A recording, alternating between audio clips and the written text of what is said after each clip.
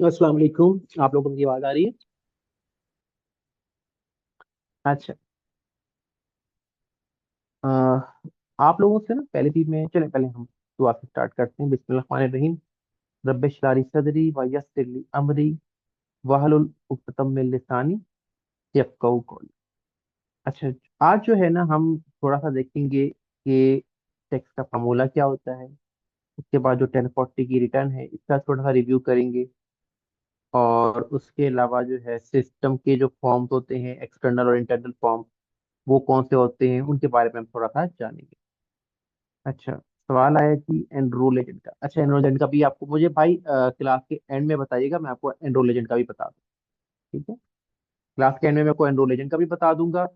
और इस कोर्स के स्कोप का मैं आपको थोड़ा सा दोबारा बता देता हूँ। कल भी सवाल किया था तो भाई ने एंड में मैंने बताया था, इस दफा फिर मैं बता देता हूँ आपको। ये कोर्स जो है इसका स्कोप है, आप जो ये कोर्स करेंगे तो ये कोर्स करने के बाद आप इनेबल होंगे कि आप किसी भी सीपीए के साथ यूएस में जो बैठा हुआ है, यूएस की फर्म चला रहा है, उसको आप टैक्स प्रेपरेशन की असिस्टेंस दे सकते हैं।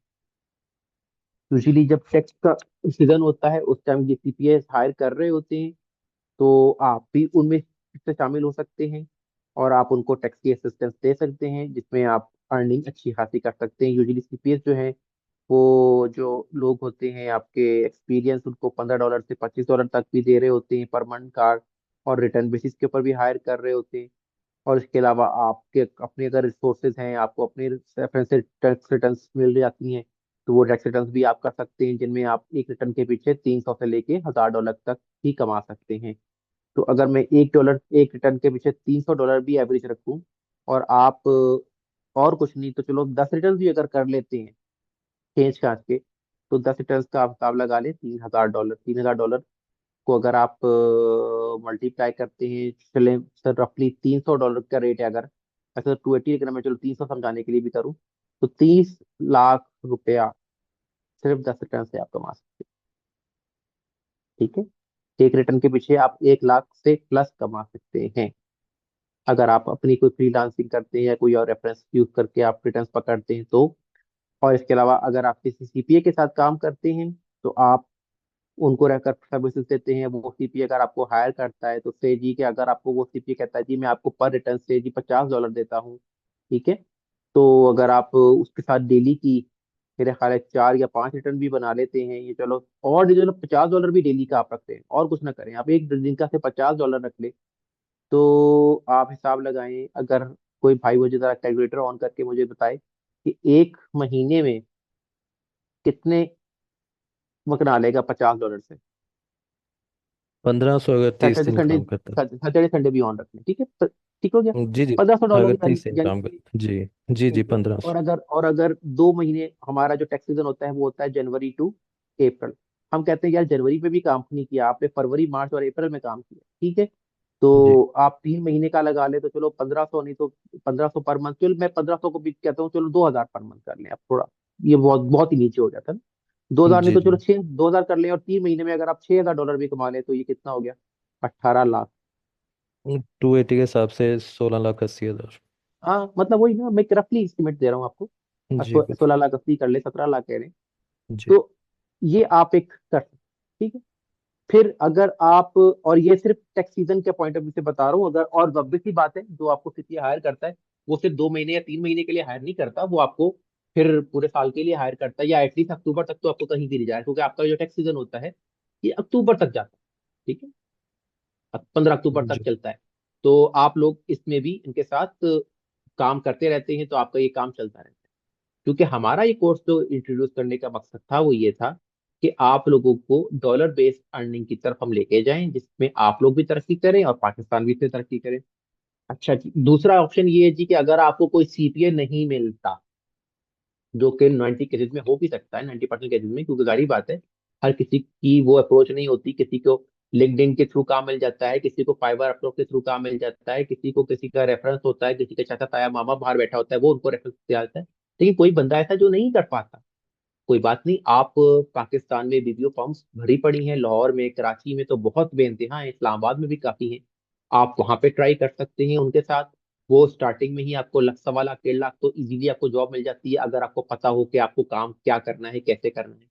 और आप थोड़ा सा एक टाइम लगाते हैं, महीना 2 महीना 1.5 महीना, तो आपको अच्छी खासी चीजों की समझ लग जाती है। अगर आपकी बेसिक इंफॉर्मेशन नॉलेज सही है, आपकी प्रैक्टिकल इंफॉर्मेशन नॉलेज ठीक है, जो कि इंशाल्लाह आप हमारे साथ इस कोर्स में करेंगे, और आप इस काबिल हो जाते हैं कि आपको आइडिया है कि हाँ जी मैं बेसिक टाइप की रिटर्न्स तो मैं बना लेता हूँ, डाटा मुझे बेसिक एंट्री डाटा मुझे आ गई है, तो आपको इजीली काम मिलना शुरू हो जाएगा। और आप किसी सीपी फर्म के साथ साल 2 साल 3 साल लगाते हैं, तो आप फिर मंजे हुए कड़ाई निकलते हैं, और फिर आपको जो फर्म्स होती हैं, जो एक्सपीरियंस फर्म्स होती हैं, जो बड़ी फर्म्स होती हैं, वो एक्सपीरियंस लोगों को जो हायर करती है, वो आपको स्टार्टिंग में ही 3,000 4,000 डॉलर पर मंथ पे आपको हायर करती हैं। तो से जी अगर आप 3,000 पर मंथ डॉलर पे भी आप हायर हो रहे हैं, तो आपको अच्छी खासी 9 लाख 8 9 लाख तनख्वाह आपकी अगर है पर मंथ, तो आपको क्या चाहिए। ये सेकंड ऑप्शन है। थर्ड ऑप्शन आपके पास ये है कि अगर आपको कहते हैं नहीं भाई, मैं अभी जहाँ हूँ मैं अभी वैसे ही रहना चाहता हूँ, मैं किश्तियाँ जला के इस फील्ड में नहीं आना चाहता। फॉर एग्जाम्पल कोई साहब है जो सेल्स का काम करते हैं, या कोई साहब है जो अपना कोई जॉब कर रहे हैं, कहीं पे भी कुछ भी काम कर रहे हैं, वो कहते हैं नहीं भाई मेरा भी एक सिस्टम है, मेरी फैमिली लगी हुई है, मैं रिस्क नहीं लेना चाहता। हाँ ये है कि चलो मैं डेली के 2 4 घंटे रात में निकाल लिया करूंगा, मैं एक्स्ट्रा रात में बैठ जाऊंगा, मैं अपना काम देख लेता हूँ, तो उसके लिए भी ऑप्शन अवेलेबल है। वो फाइवर पे, अपवर्क पे, मुख्तलिफ और फ्रीलांसिंग की वेबसाइट है, वहां पे काम देख सकता है, लिंक्डइन के ऊपर काम ढूंढ सकता है। ठीक है, अगर उसको कोई फ्रीलांसिंग मिल जाती है वेल एंड गुड, क्योंकि यहाँ पे आपको चलना पड़ता है अमेरिका के टाइम के मुताबिक, और अमेरिका का टाइम जो है वो आपका पाकिस्तान का 6 बजते हैं, तो वहाँ अमेरिका में 9 बज जाते हैं। आप 6 बजे से लेकर रात 10 बजे तक, 12 बजे तक आप अगर मैनेज कर सकते हैं तो वेल एंड गुड, अच्छी बात है। आप 8 बजे से 7 बजे से लेके काम कर लें, कोई मसला नहीं है। तो अगर आप किसी फर्म को 4 घंटे 3 घंटे 5 घंटे दे सकते हैं डेली के, तो अच्छी बात है। और अगर आप कहते हैं कि नहीं भाई मैं अब ऑनलाइन काम पकड़ लूंगा, फिर फाइवर और अपवर्क के लिए जो आप पे जो काम ढूंढना है, उसके लिए यूट्यूब भरा पड़ा है वीडियोस पे कि आपने कैसे गिग बनानी है, कैसे क्लाइंट हंटिंग करनी है, कैसे आपने क्लाइंट को अप्रोच करना है। आप कर सकते हैं, आप शौक से करें, उसके ऊपर भी आप काम कर सकते हैं। तो ये थर्ड लीस्ट मोस्ट सिनेरियो। अच्छा, यहाँ पे आपको मैं एक फेवर ये दे दूंगा कि अगर आपको कोई काम मिलता है, तो आप काम करें, मुझसे रिव्यू करा लें, मैं आपके पास अवेलेबल हूँ। आपका ग्रुप कभी बंद नहीं होगा। आप इस ग्रुप में मैसेज करें, और मुझे बताएं कि जी, आप मुझे पर्सनल मैसेज कर लें कि भाई ये मेरे पास एक क्लाइंट है, उसकी ये रिटर्न है, उसका ये काम है, मुझे कितना कोड करना चाहिए, मैं इससे कोड करूँ कि ना करूँ, उसमें क्या क्या चीजें मैं इससे मांगू, मैं आपको पूरा गाइड करूंगा। उसके ऊपर आप उसकी रिटर्न बना के कहते हैं कि जी आप जरा ये रिटर्न एक बार रिव्यू कर दें, मैं आपको इंशाल्लाह रिव्यू भी कर दूंगा। हाँ ये हो सकता है कि टैक्स सीजन में थोड़ा सा ऑक्यूपाइड ज्यादा होता हूँ, तो मैं आपको फौरी रिस्पॉन्स ना कर सकूं, तो उन दिनों में थोड़ा सा अगर आपने को मुझे मार्जिन देना है। हाँ टैक्स सीजन के अलावा, जैसे टैक्स सीजन से मुराद ये है कि जी आप मार्च या अप्रैल का जो 3 3 मार्च से लेके अप्रैल मिड 15 अप्रैल तक सारा टाइम हमारा थोड़ा टफ होता है, हमारे सैटरडे संडेज भी ऑन हुए हुए होते हैं। तो वो उन दिनों में अगर आपको कोई काम ऐसा अर्जेंट आता है, तो आपको थोड़ा सा मुझे मार्जिन देख के काम लेना पकड़ना पड़ेगा।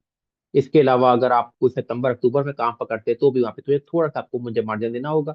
उसके अलावा बायो अवेलेबल होता हूँ आप लोगों के लिए। तो ये है आप लोगों का स्कोप का ये, वो लोग जो इस फील्ड में आना चाहते हैं, उनके लिए यही अपॉर्चुनिटीज। भाई इंटर्नशिप में ऑफर तब कर सकता था अगर मेरी अपनी फर्म होती, तो मैं आपको जरूर ऑफर करता। हाँ आईसीटी इसके ऊपर काम कर रही है, आईसीटी वाले कोशिश कर रहे हैं कि वो कोई काम इसके ऊपर करें, तो उस सूरत में आपको वो शायद ऑफर कर सके इंटर्नशिप, लेकिन अभी फिलहाल उनका नहीं है स्टार्ट, लेकिन वो इसके ऊपर वर्किंग कर रहे हैं। ठीक है, तो मोस्ट प्रोबेबली होपफुली आपको आईसीटी की तरफ से, अगर वो उनके पे कोई फर्म स्टार्ट होती है, तो वो आपको जरूर ऑफर करेंगे इंटर्नशिप। लेकिन फिलहाल अभी इंटर्नशिप वाला सीन नहीं हो पाएगा। हाँ मैं आपके साथ जो चलूंगा वो ये चलूंगा कि आप बेसिकली इंटर्नशिप करने का मकसद होता है आपको आनी चाहिए प्रैक्टिस, और प्रैक्टिस के लिए मैं आपको कराऊंगा सिनेरियो। सिनेरियो में वो टॉपिक्स कवर होंगे जो कि 90% ऑफ द टाइम आपको यूजुअली एनकाउंटर करेंगे अपनी टैक्स रिटर्न्स में। जैसे फॉर एग्जांपल, आपको W2 आ गया, आपने कैसे एंटर करना है। आपके पास 1095 ए आ गया, आपने कैसे एंटर करना है। आपके पास 1099 NEC आ गया, कैसे एंटर करना है। 1099 के आ गया, क्या करना है उसका भाई। उसके अलावा आपने बिजनेस इनकम है तो कैसे करना है, रेंटल इनकम है तो कैसे करना है, 1099 INT किधर लेके आना है, कैपिटल गेन कहाँ पे डालना है, प्लॉट घर बेच दिया, प्रॉपर्टी बेच दी, कहाँ लेके जाएंगे। आपने जो है वो क्या ये जो शेयर्स में काम किया था, तो बार्टर एक्सचेंज का रिपोर्ट का डाटा आया हुआ है, वो आपने कहाँ डालना है। आपको हर चीज विद प्रैक्टिकल सिनेरियो आपको कराया जाएगा, वन बाय वन आप हर चीज कि आपके हाथ से गुजारी जाएगी। अब आपके ऊपर है कि ये कि आप उन प्रैक्टिकल सिनेरियोज को कितनी बार रिवाइज करते हैं, कितनी बार प्रैक्टिस करते हैं, अपने हाथ से गुजारते हैं, इन लेक्चर्स को बार बार कितनी बार सुनते हैं। तो जितनी बार आप इन लेक्चर्स को सुनेंगे, रिटेंशन आपकी बढ़ती जाएगी। जाहिर सी बात है कि अब इंसान जब कोई यहाँ पे सुन रहा होता है तो कोई जो है वो 70% रिटेन करता है, कोई 80% करता है, कोई 60% करता है, कोई 40% करता है।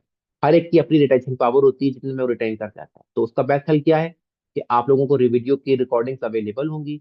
आपको मैं यही जो बेस्ट सिनेरियो जो मैं यूजुअली अपने जितने भी स्टूडेंट्स उनको मैं मशवरा देता हूँ वो ये देता हूँ कि आप क्या करें कि जैसे आपकी सैटरडे और संडे क्लास होती है, तो आप थर्सडे और फ्राइडे को जो लास्ट लेक्चर्स हुए थे वो आप पिछले वीक वाले वो आप एक एक बार सुन लें। एक दिन थर्सडे को सुन लें, एक दिन फ्राइडे को सुन लें, ताकि आपको ये पता हो कि हमने लास्ट क्या पढ़ा था।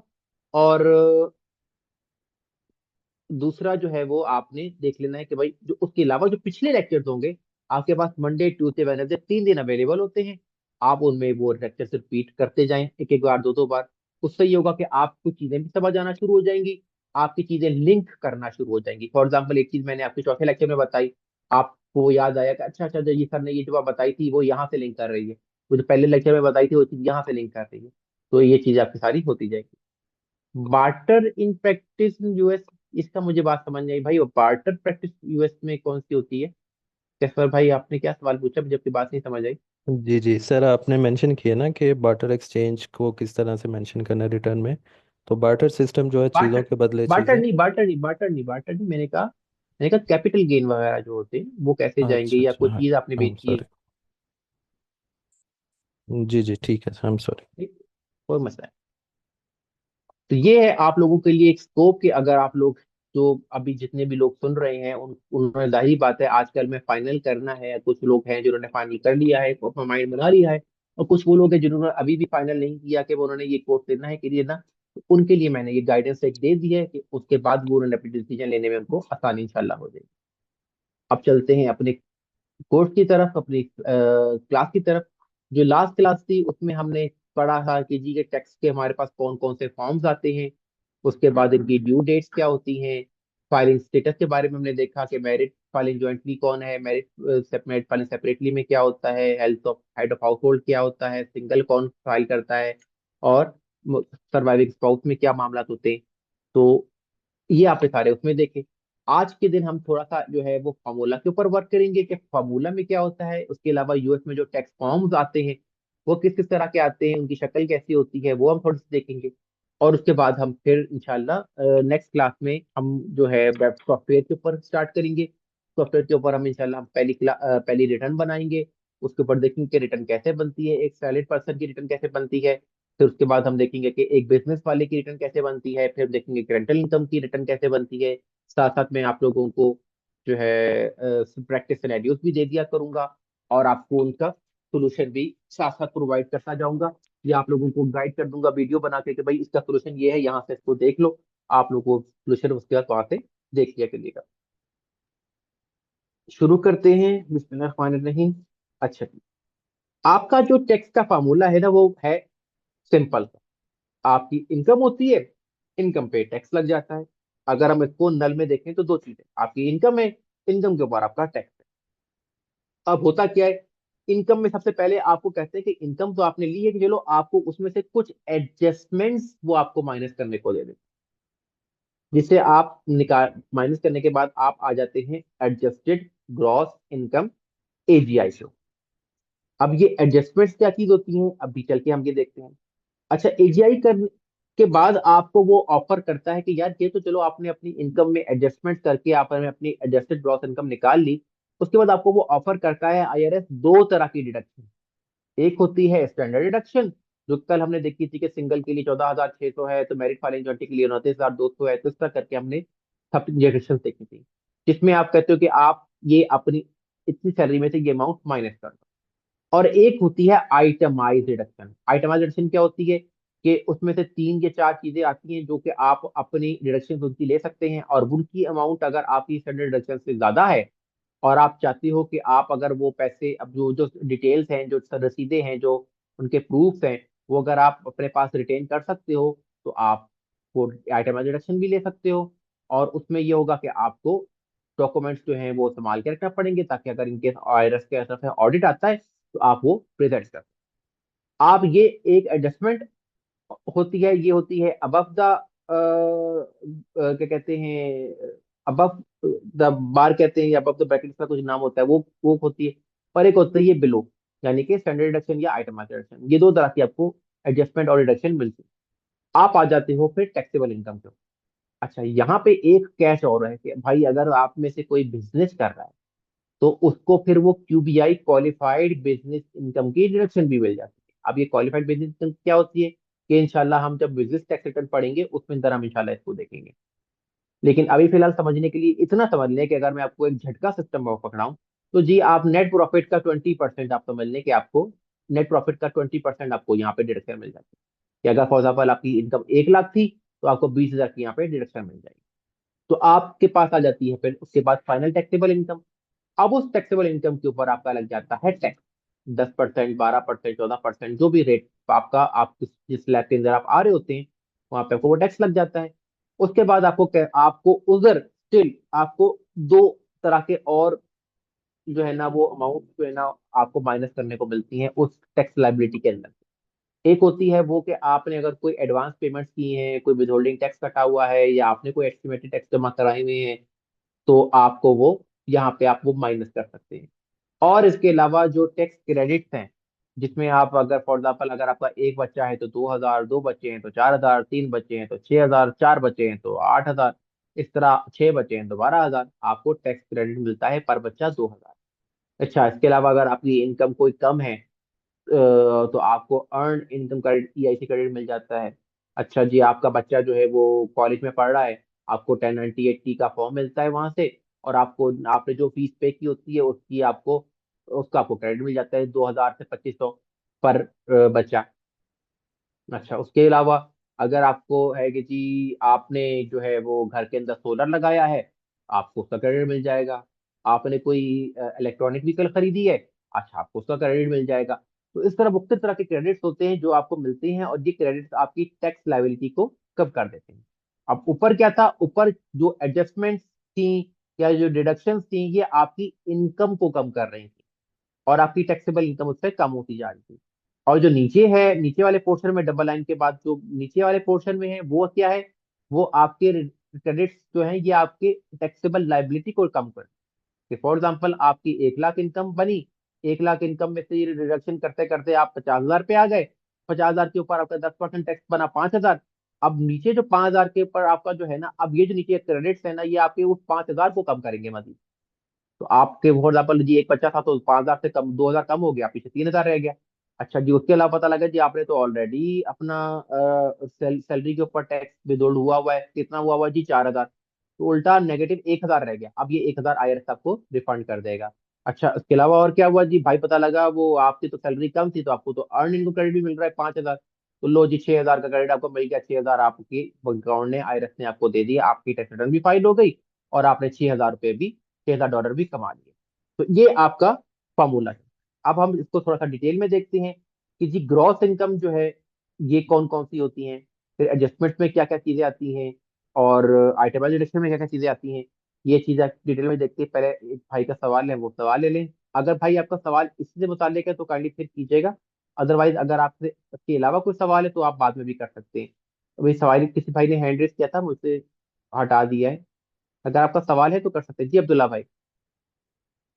जी सर, मेरे को पूछना था कि जो क्यूबीआई का आपने बोला 20% नेट प्रॉफिट में से कटेगा, तो ये एडजस्टमेंट के बाद कटेगा या एडजमेंट एडजस्टमेंट से पहले कटेगा?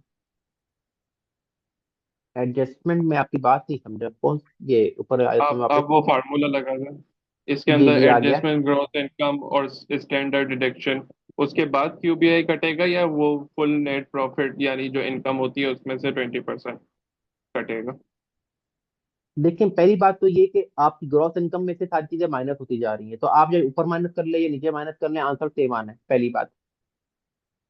ये जो क्यूबीआई की डायरेक्शन मिल रही है आपको, मैंने समझाने के लिए ये बताया कि इसमें थोड़ी बहुत और भी एडिशन होती हैं, लेकिन समझाने के लिए बताया कि फॉर एग्जाम्पल आपके पास बिजनेस इनकम से अगर कोई इनकम है, बिजनेस की इनकम है, आपके पास सैलरी भी है, सैलरी है जी $40,000, ठीक है। बिजनेस इनकम है आपकी कितनी, $1,00,000। बिजनेस प्रॉफिट मतलब नेट प्रॉफिट, ठीक है। तो ये कितना हो गया आपका अब्दुल्ला भाई, तरह कैलकुलेशन के साथ कीजिएगा, कितना हो गया आपका। सर आपकी आवाज़ कट रही है। आवाज कट रही है। रुकिए मैं नेट चेंज करता हूँ।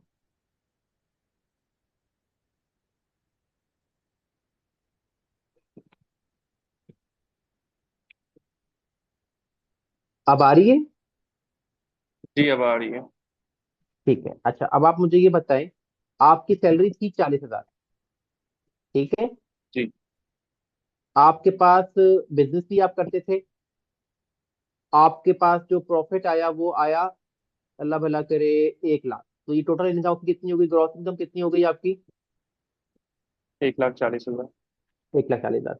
अभी आप एडजस्टमेंट्स को भूल जाएं, ठीक है।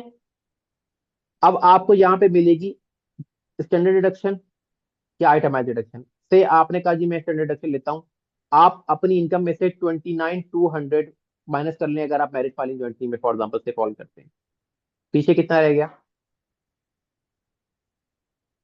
1,11,000। ठीक है। अब आपकी बिजनेस इनकम कितनी थी। बिजनेस 1,00,000। 1 लाख का 20% है, कितना होता है। 20,000। तो आप आपके जो अभी अमाउंट निकाली थी आपने ट्रांजेक्शन माइनस करने के बाद, उसमें से 20,000 और माइनस कर लें, पीछे कितना रह गया। 99,000 आई थिंक। 99,000। अब से जी आपको लगा जी 10% टैक्स, तो कितना टैक्स लग गया, लायबिलिटी बन गई आपकी। 10%। 9,900। 900 फॉर एग्जाम्पल, ठीक है। आपके आपके थे जी थे जी 3 बच्चे, ठीक है। 6,000 आपको क्रेडिट मिल गया पर बच्चे के हिसाब से, 2,000 पर बच्चे के हिसाब से, तो पीछे कितना रह गया। 3,900। 3,900। अच्छा जी, सैलरी के ऊपर आपका से जी कटा हुआ है टैक्स 5,000, वो भी आप माइनस कर लें, तो आप टू नेगेटिव चले थाउजेंड गए नाइन आप। हंड्रेड अब नेगेटिव। आप नेगेटिव हो गए। हाँ, तो ये अब आपको रिफंड आ जी। जाएगा। ठीक समझ गया सर, थैंक यू। ठीक है।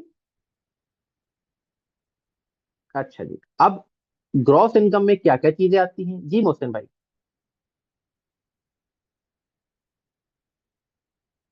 मोहसिन भाई आपका सवाल है।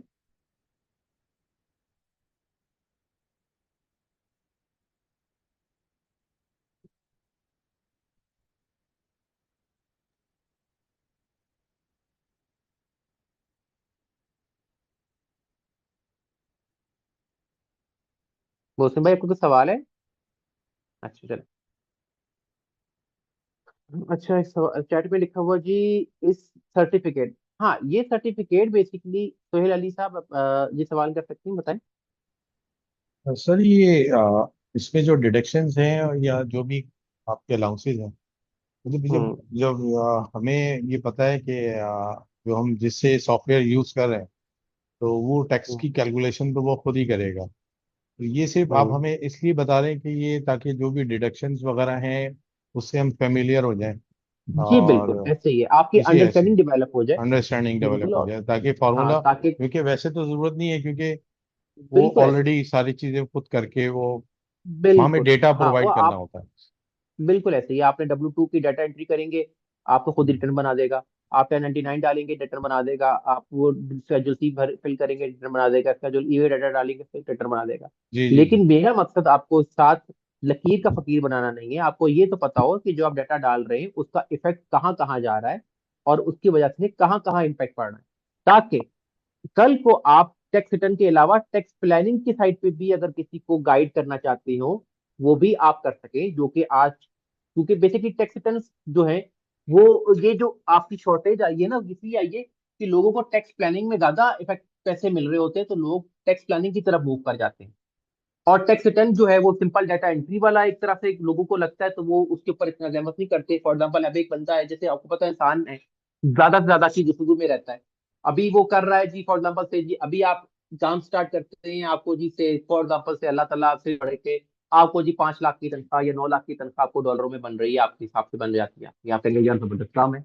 आपने साल 2 साल लगाए, फिर उसके बाद पता लगा जी यार टैक्स प्लानिंग में अगर मैं आ जाता हूँ तो मेरी तो तनख्वाह 40,000 लाख 50 लाख से चली जाएगी। तो आप कहेंगे भाई लात मारो 9 लाख को 5 लाख को, मैं 40 लाख तनख्वाह कमाता हूँ, आप उसके ऊपर चले जाएंगे।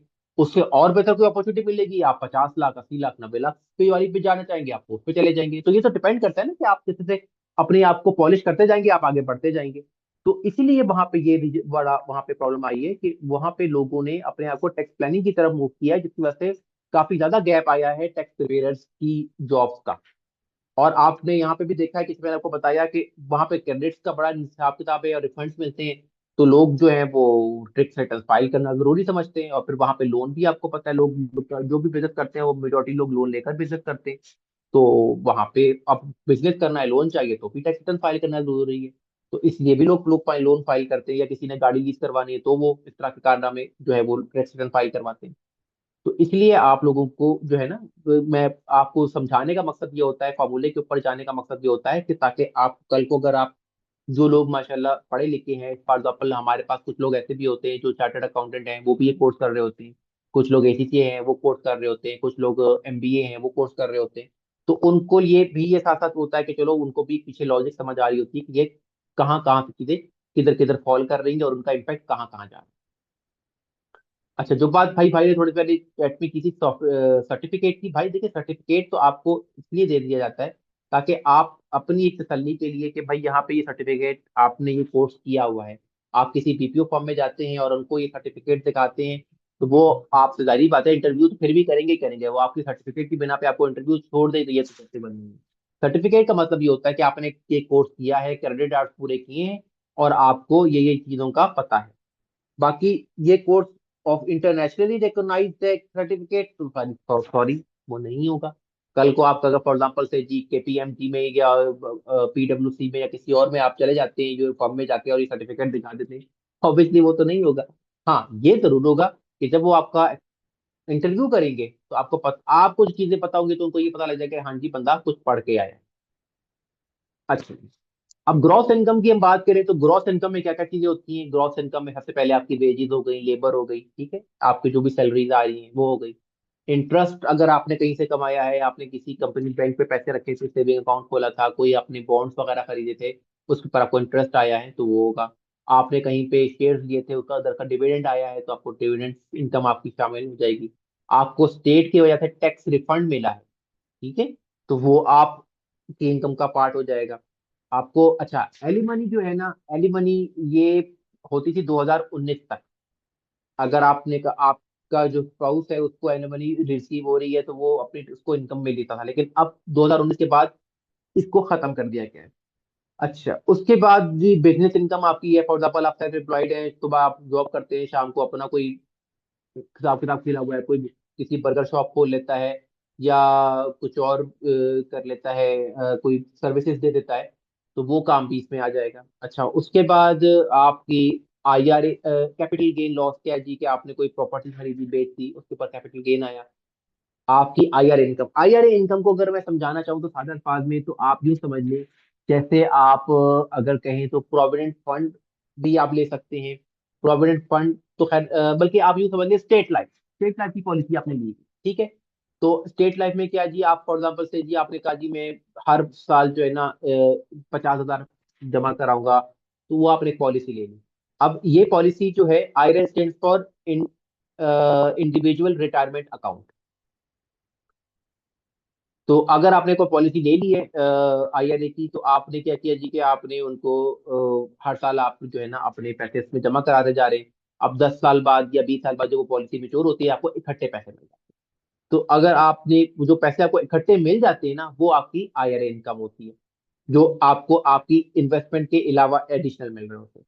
फिर इसी तरह पेंशन और एन्युटी हो गई, रेंटल इनकम आपकी हो गई। अच्छा, के वन क्या होता है कि जो आपकी बिजनेस इनकम होती है, जैसे आपकी पार्टनरशिप है या आपका अल्लाह भला करे ये एस कॉर्प है, तो ये होती है पास थ्रू एंटिटीज। ठीक है, पास थ्रू एंटिटी मीन्स क्या होती है कि ये आपको टैक्स की लायबिलिटी इस पे कैलकुलेट नहीं करते।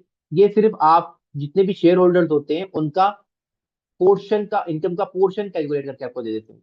और वो पोर्शन आप अपने के वन का जो होता है वो आप अपनी इनकम अपनी इंडिविजुअल के अंदर लेके जाते हैं और उसके ऊपर टैक्स दे देते हैं। तो आप अगर आपको पार्टनरशिप में आपके आपके कुछ शेयर आपके मतलब हिस्सा है, या आपने अपनी कोई एस्कॉर्ट खोली हुई है और वहां से आपको के वन आ रहा है, वो भी आपकी ग्रॉस इनकम का पार्ट बन जाएगा। उसके अलावा अगर आपको कोई हुकूमत की तरफ से अनएम्प्लॉयमेंट कंपनसेशन आई है, या आपको सोशल सिक्योरिटी बेनिफिट को समझना चाहें तो जैसे पाकिस्तान में ईओबीआई है, 60 साल के बाद आपको ईओबीआई मिलना शुरू हो जाता है, तो वो आपकी इनकम का पार्ट है।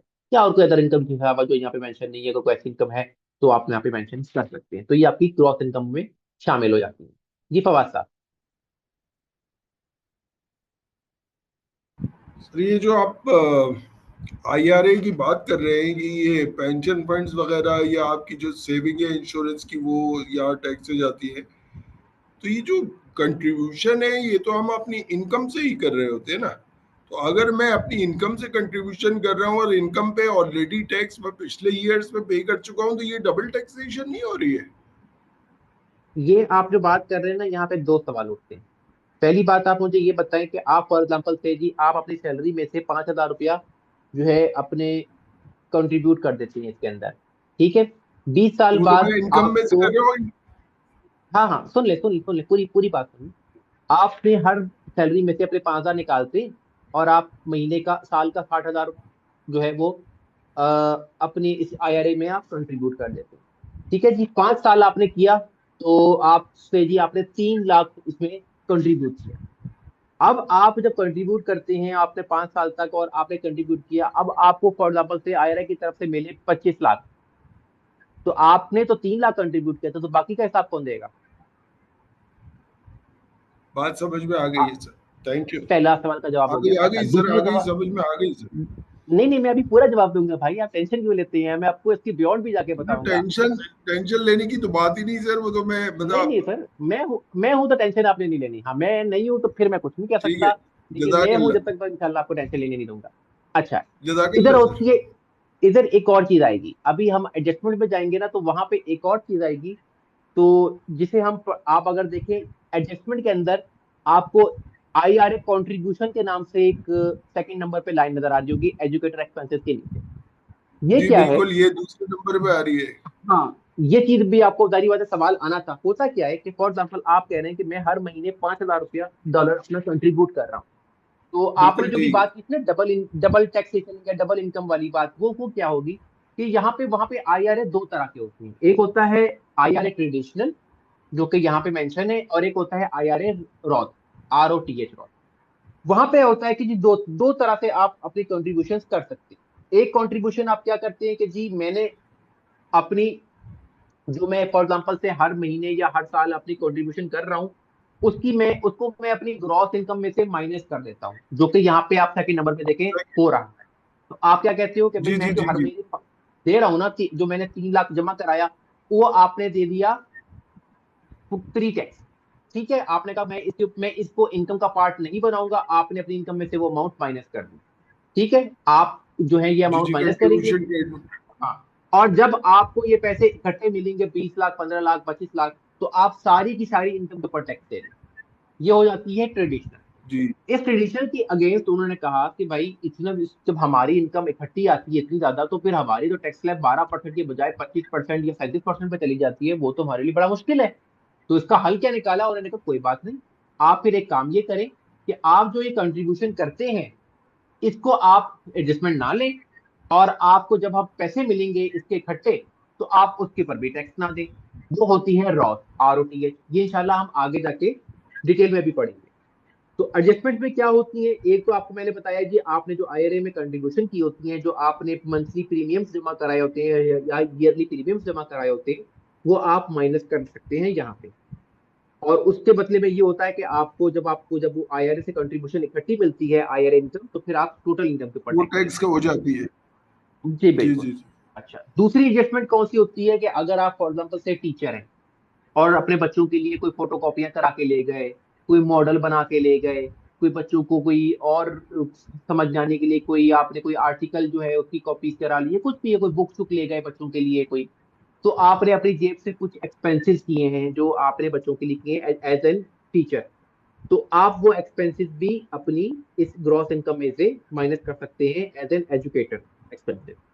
फिर उसके अलावा अगर आप स्टूडेंट भी हैं, आप पढ़ भी साथ रहे हैं, और आपने जो है वो लोन लिया हुआ है बैंक से अपनी पढ़ाई के लिए, तो आप जो उसके ऊपर इंटरेस्ट अदा कर रहे हैं, तो वो भी आप अपनी एडजस्टमेंट में से के तौर पे माइनस कर सकते हैं, अपनी अपनी इनकम से कम कर सकते हैं।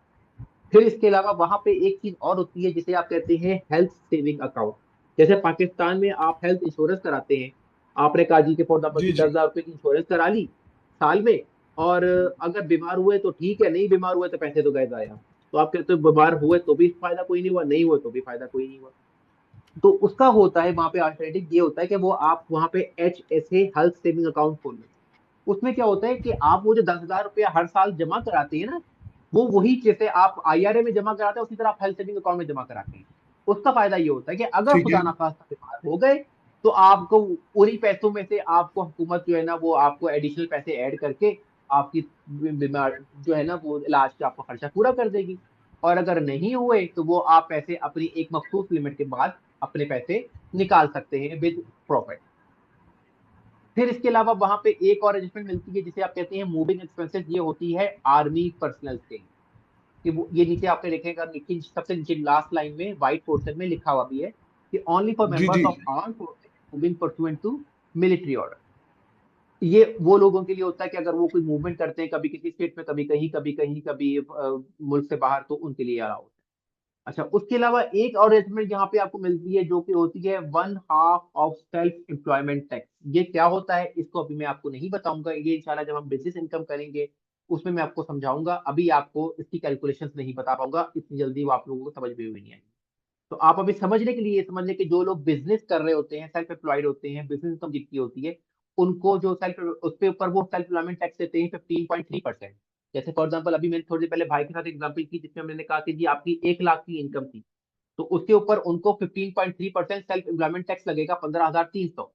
लेकिन उस 15,300 का अभी समझने के लिए आप ये समझ लें कि 7,665 जो है ना वो यहाँ पे आप माइनस कर सकते हैं। अभी सिर्फ समझने की हद तक मैं आपको इतना बता रहा हूँ, एक्चुअल में थोड़ा सा डिफरेंस है इसमें। अच्छा जी। उसके अलावा जी अगर आपने कोई हेल्थ इंश्योरेंस अपनी जेब से खरीद ली हुई है, सेल्फ एम्प्लॉयड इंश्योरेंस ली, हेल्थ इंश्योरेंस ली हुई है, तो वो भी आप यहाँ पे माइनस कर सकते हैं। अगर आपने कोई सेल्फ एम्प्लॉयड रिटायरमेंट अकाउंट लिया हुआ है तो वो आप माइनस कर सकते हैं। या आपने कोई पेनल्टी के ऊपर कोई इंटरेस्ट आपको भी एडिशनल पड़ा था, तो वो इंटरेस्ट भी आप यहाँ पे माइनस कर सकते हैं। और जिस तरह पहले मैंने आपको बताया कि पहले एलिमनी अगर जिसको मिलती थी उसकी इनकम होती थी और जो देता था उसकी उसकी एडजस्टमेंट होती थी, 2019 तक यही था, 2019 के बाद ये खत्म कर दिया गया है, तो एलिमोनी अब इसका पार्ट नहीं है। जब आप इन इनकम में से ये एडजस्टमेंट माइनस कर देते हैं तो आप आ जाते हैं AGI पे, एडजस्टेड ग्रॉस इनकम के ऊपर। अच्छा, यहाँ पे अगर आप ऊपर वाले फॉर्मूले में देखें तो अभी हम किस पे हैं, AGI पे ऊपर टॉप सेक्शन में देखें, ठीक है। उसके बाद आपको मिल जाती है स्टैंडर्ड डिडक्शन या आइटमाइज्ड डिडक्शन। अगर तो आपने ले ली standard deduction, well and good, आपसे कोई क्वेश्चन नहीं पूछा जाएगा, कोई सवाल नहीं किया जाएगा कि कितना खर्चा किया किया नहीं किया। लेकिन अगर आप आइटमाइज्ड डिडक्शन लेना चाहते हैं तो उसके लिए आपके पास 3 या 4 चीजें उसमें अवेलेबल होती है। इसमें होता है कि फॉर एग्जाम्पल आपका मेडिकल पे खर्चा हो गया है, तो वो खर्चा जो आपकी AGI का 7.5% अबव एक्सेस में होगा ना, फॉर एग्जाम्पल अगर आपकी AGI 1 लाख है तो उसका 7.5% मिला जी से एग्जाम्पल से 7,500। तो उस 7,500 के ऊपर आप जो खर्चा करेंगे वो आपको यहाँ पे क्लेम कर सकते हैं। जैसे फॉर एग्जाम्पल आपका मेडिकल एक्सपेंसेस हो गया जी $10,000, ठीक है। अब 7,500 में से 10,000 में से 5,500 माइनस करें तो 2,500 आपको यहाँ पे मिल जाएगा। इसके अलावा आपने कोई अगर टैक्सेस दिए हैं जो कि स्टेट टैक्सेस हैं, लोकल प्रॉपर्टी है टैक्स है, कोई सेल्स टैक्स दिया है, तो वो आप यहाँ पे माइनस कर सकते हैं अप टू 10,000 तक। इसके अलावा अगर आपका कोई इंटरेस्ट है, आपका घर मॉर्गेज हुआ हुआ है, आपने घर अपना गिरवी रखवाया हुआ है और आप उसके ऊपर इंटरेस्ट पे कर रहे हैं, जिसका फॉर्म आपको 1098 मिलता है, जो कि इंशाल्लाह हम अपनी रेंटल इनकम में भी देखेंगे, तो वो आप माइनस कर सकते हैं यहाँ पे। और उसके बाद चौथी होती है आपकी चैरिटेबल कंट्रीब्यूशन। आपने कोई चैरिटीज दी है किसी मुख्तलिफ ऑर्गेनाइजेशन को, तो वो चैरिटीज आप यहाँ पे माइनस कर सकते हैं। और इसके अलावा खुदा ना खास्ता आपके क्लाइंट के घर में कोई तूफान आता है, कोई हैजर्ड आ जाता है, कोई सैलाब आ जाता है, सुनामी आ जाता है, या कोई घर में चोरी हो जाती है, घर में आग लग जाती है, कुछ भी हो जाता है, तो उसमें भी आपको उस वक्त भी आपको यहाँ पे डिडक्शन मिल जाती है। अब अगर आपकी स्टैंडर्ड डिडक्शन जो है फॉर एग्जाम्पल से कि 29,200 है और आपकी एंटरप्राइज डिडक्शन बन रही है 40,000 या 29,200 से ज्यादा है, तो अगर आपका क्लाइंट कहता है कि हाँ जी मैं इसकी डॉक्यूमेंटेशन इसका प्रूफ रख सकता हूँ, तो हम आइटमाइज डिडक्शन उसको क्लेम कर देते हैं और उसकी आइटमाइज डिडक्शन यहाँ पे माइनस हो जाती है। और वो साहब आ जाते हैं फिर हमारी टैक्सेबल इनकम बिफोर QBI के ऊपर। अब यहाँ पे अगर उनकी इनकम के में अंदर बिजनेस इनकम इन्वॉल्व है, यानी कि वो सेल्फ एम्प्लॉयड है, या सुबह जॉब करते हैं, शाम को अपना कोई काम करते हैं, या अपना वैसे ही टोटल बिजनेसमैन है, तो उस सूरत में उनकी बिजनेस का नेट प्रॉफिट का फॉर एग्जांपल अभी झटका सिस्टम के तौर पर बताने के लिए अपना इतना ही है कि जी 20% उनका नेट प्रॉफिट यहाँ पे आप और उनको माइनस कर सकते हैं, और यहाँ पे आ जाएंगे उनकी टैक्सेबल इनकम के ऊपर। फिर इस टैक्सेबल इनकम के ऊपर उनका लगेगा टैक्स। उस टैक्स में से वो अपने क्रेडिट्स माइनस करेंगे, जिसमें अगर बच्चे हैं तो चाइल्ड टैक्स क्रेडिट पर 2,000 पर बच्चा मिल जाएगा। अगर उनकी सैलरी की इनकम कम है तो उनको अर्न इनकम टैक्स क्रेडिट मिल जाएगा। घर में कुछ सोलर लगाया है तो रिन्यूएबल एनर्जी का टैक्स मिल जाएगा। अगर उनका बच्चा पढ़ता है तो उनको अमेरिकन अपॉर्चुनिटी टैक्स क्रेडिट या लाइफ टाइम लर्निंग क्रेडिट में से कोई क्रेडिट मिल जाएगा। तो मुख्तलिफ तरह के क्रेडिट्स हैं जो कि इंशाल्लाह हम इन डिटेल हर क्रेडिट को देखेंगे भी, और उसकी एप्लीकेशन भी इंशाल्लाह हम प्रैक्टिकल आगे देखेंगे। तो वो आपको मिल जाते हैं, वो आप माइनस कर देते हैं। और इसके अलावा अगर आपने कोई एस्टिमेटेड टैक्सेस जमा कराए हुए हैं, या आपने जो है वो एडवांस टैक्स आपका कटा हुआ है आपकी सैलरी से, तो वो भी यहाँ पे माइनस हो जाता है, और फिर आपका इधर या तो टैक्स पेबल निकल आता है या टैक्स का रिफंड निकल आता है। जी बिलाल साहब, आपका सवाल। सर मेरा एक सवाल तो ये था कि जैसे हमें ये इस ईयर का अपने टैक्स जब हमने फाइल किया और उसमें बच्चों की हमें पर्सनल $2,000 पर बच्चे के हिसाब से मिलता है, और इसी तरह से सोशल सिक्योरिटी में और जैसे और कुछ में फंड्स मिलते हैं गवर्नमेंट की तरफ से, तो नेक्स्ट ईयर में ये भी हमें अपनी इनकम में शो करने होंगे? मुझे जरा सवाल दोबारा बोलिएगा, मैं थोड़ा सा डिस्ट्रैक्ट हो गया था, दोबारा सवाल कीजिएगा, रिपीट। जैसे इस साल हमने रिटर्न फाइल किया और उस पे हमें ठीक है। बच्चों के पैसे मिले $2,000 फर्स्ट पे, नहीं और नहीं, कोई वो और वो आपकी सोशल सिक्योरिटी वो बेनिफिट्स आपकी मिले, वो टैक्सेबल इनकम में नहीं आता। वो टैक्सेबल इनकम में नहीं आएगा। वो नो टैक्सेबल। ठीक।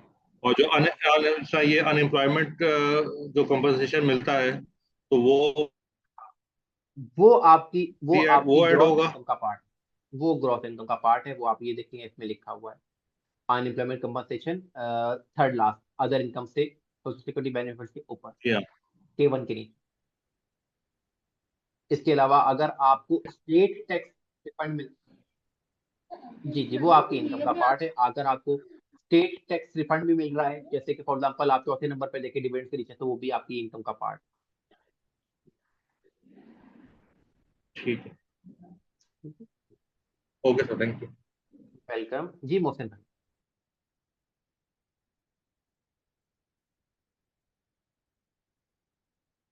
मोहसिन अहमद साहब।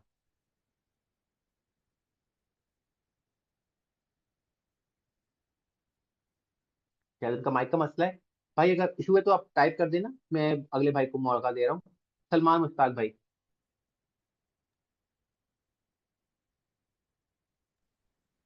जी, ये टैक्स डिडक्शंस हमने दो जगह देखी हैं। एक हमने एटमाइज डिडक्शन में भी टैक्स पेमेंट्स देखे हैं, और टैक्स फॉर्मूले के अंदर भी हमने देखा नीचे अदर टैक्सेस आ रहे हैं। तो ये क्या फ़र्क है इन दोनों में? कौन से टैक्सेस हैं जो वहाँ जाते हैं और कुछ कौन से यहाँ पर आते हैं?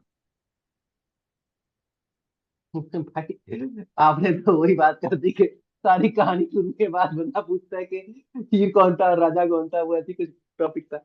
देखिए, एडजस्टमेंट्स वो हैं जो आपकी ग्रॉस इनकम को कम कर रही हैं। ठीक है, आप उसमें से एडजस्टमेंट ले सकते हैं कि ये आपकी इनकम का, फॉर एग्जाम्पल आप ये कह सकते हैं कि भाई मेरी इनकम इस जो है ना, इसकी वजह से मैं जो है ना, फॉर एग्जाम्पल आपको एग्जाम्पल देता हूँ, आप टीचर हैं, आप बच्चों के लिए जो है ना फोटो कॉपियां करा करा के लेते गए। आपको पता लगा जी साल में आपने हिसाब लगाया, वो मैंने तो $1,000 की थी, फोटो कॉपियां करा दी। तो मुझे तो सैलरी मिली थी जी फॉर एग्जाम्पल पढ़ाने के का $10,000। तो आप कहोगे ठीक है भाई, $1,000 जो आपने खर्चा किया था आप अपनी इनकम में से माइनस कर लो, यानी कि अब हम ये कहेंगे कि 10,000 सैलरी नहीं हुई थी, ये 9,000 सैलरी हुई।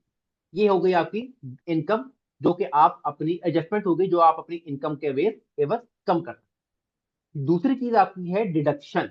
ये है आपकी कि आपने अब ये एजीआई जो आपकी आ गई एडजस्टेड ग्रॉस इनकम, इसके बाद आपने ये देखना है कि आपको डिडक्शन दो तरह की मिल गई है। एक तो ये मिल रही है। अब दोनों चीजें देखो, एडजस्टमेंट हर एक की नहीं हो सकती। फॉर एग्जाम्पल हर कोई टीचर नहीं होगा, हर किसी ने आईआरए नहीं नहीं, लिया होगा, मैं हर थोड़ी किसी सी ने। क्लैरिटी। हेलो। जी जी, मैं रिपीट कर लूं, फिर उसके बाद आप कंप्लीट करूं, फिर आप सवाल करना, ठीक है। फॉर ठीक। एग्जाम्पल हर एक ने हेल्थ सेविंग अकाउंट नहीं खोला होगा, हर एक जो है वो सेल्फ एम्प्लॉयड नहीं होगा, तो हर एक को वो एडजस्टमेंट नहीं मिल रही होगी। लेकिन उसके बाद उनको जो दूसरी ऑप्शन मिल रही है वो मिल रही है उनको एडजस्टमेंट के बाद डिडक्शन की, यानी कि स्टैंडर्ड डिडक्शन ले सकते हैं वो सब लेंगे। और या आइटमाइज डिडक्शन लेना चाहें जिसमें उनको लगता है कि यार मैं इन इन खर्चों की वजह से मेरे ये खर्चे एडिशनल थे, तो आप उनके बदले आइटमाइज डिडक्शन ले सकते हैं स्टैंडर्ड डिडक्शन की बजाय। तो ये इसको अगर हम समझना चाहें तो एडजस्टमेंट्स हर एक नहीं लेता, ठीक है, लेकिन स्टैंडर्ड डिडक्शन सारे लेंगे। हाँ, कुछ लोग ऐसे होंगे जो स्टैंडर्ड डिडक्शन ना लें, हम वो आइटमाइज डिडक्शन पे चले जाएं, वो 10% होंगे लोग होंगे। तो आपको तीन मुख्तलिफ तरह पे दो जगह पे आपको मिल रही है होती है डिडक्शन। अगर एडजस्टमेंट में आपको कोई ऐसी चीज नहीं है जहाँ पे आप फॉलो नहीं करते तो वेल एंड गुड, ना करें, कोई बात नहीं, स्टैंडर्ड डिडक्शन फिर भी आपके लिए अवेलेबल है। और अगर आपको ये लगता है कि यार मैंने डोनेशन बहुत ज्यादा कर दी है, या मेरा घर तबाह हो गया, या मेरे मेडिकल एक्सपेंसेस बहुत ज्यादा हो गए, या मेरा जो है अल्लाह भला करे क्या था, और इंटरेस्ट एक्सपेंस मेरा बहुत ज्यादा आ गया, या टैक्सेस मैंने बहुत ज्यादा दे दिए इस दफा, तो आप आइटमाइज डिडक्शन भी ले सकते हैं।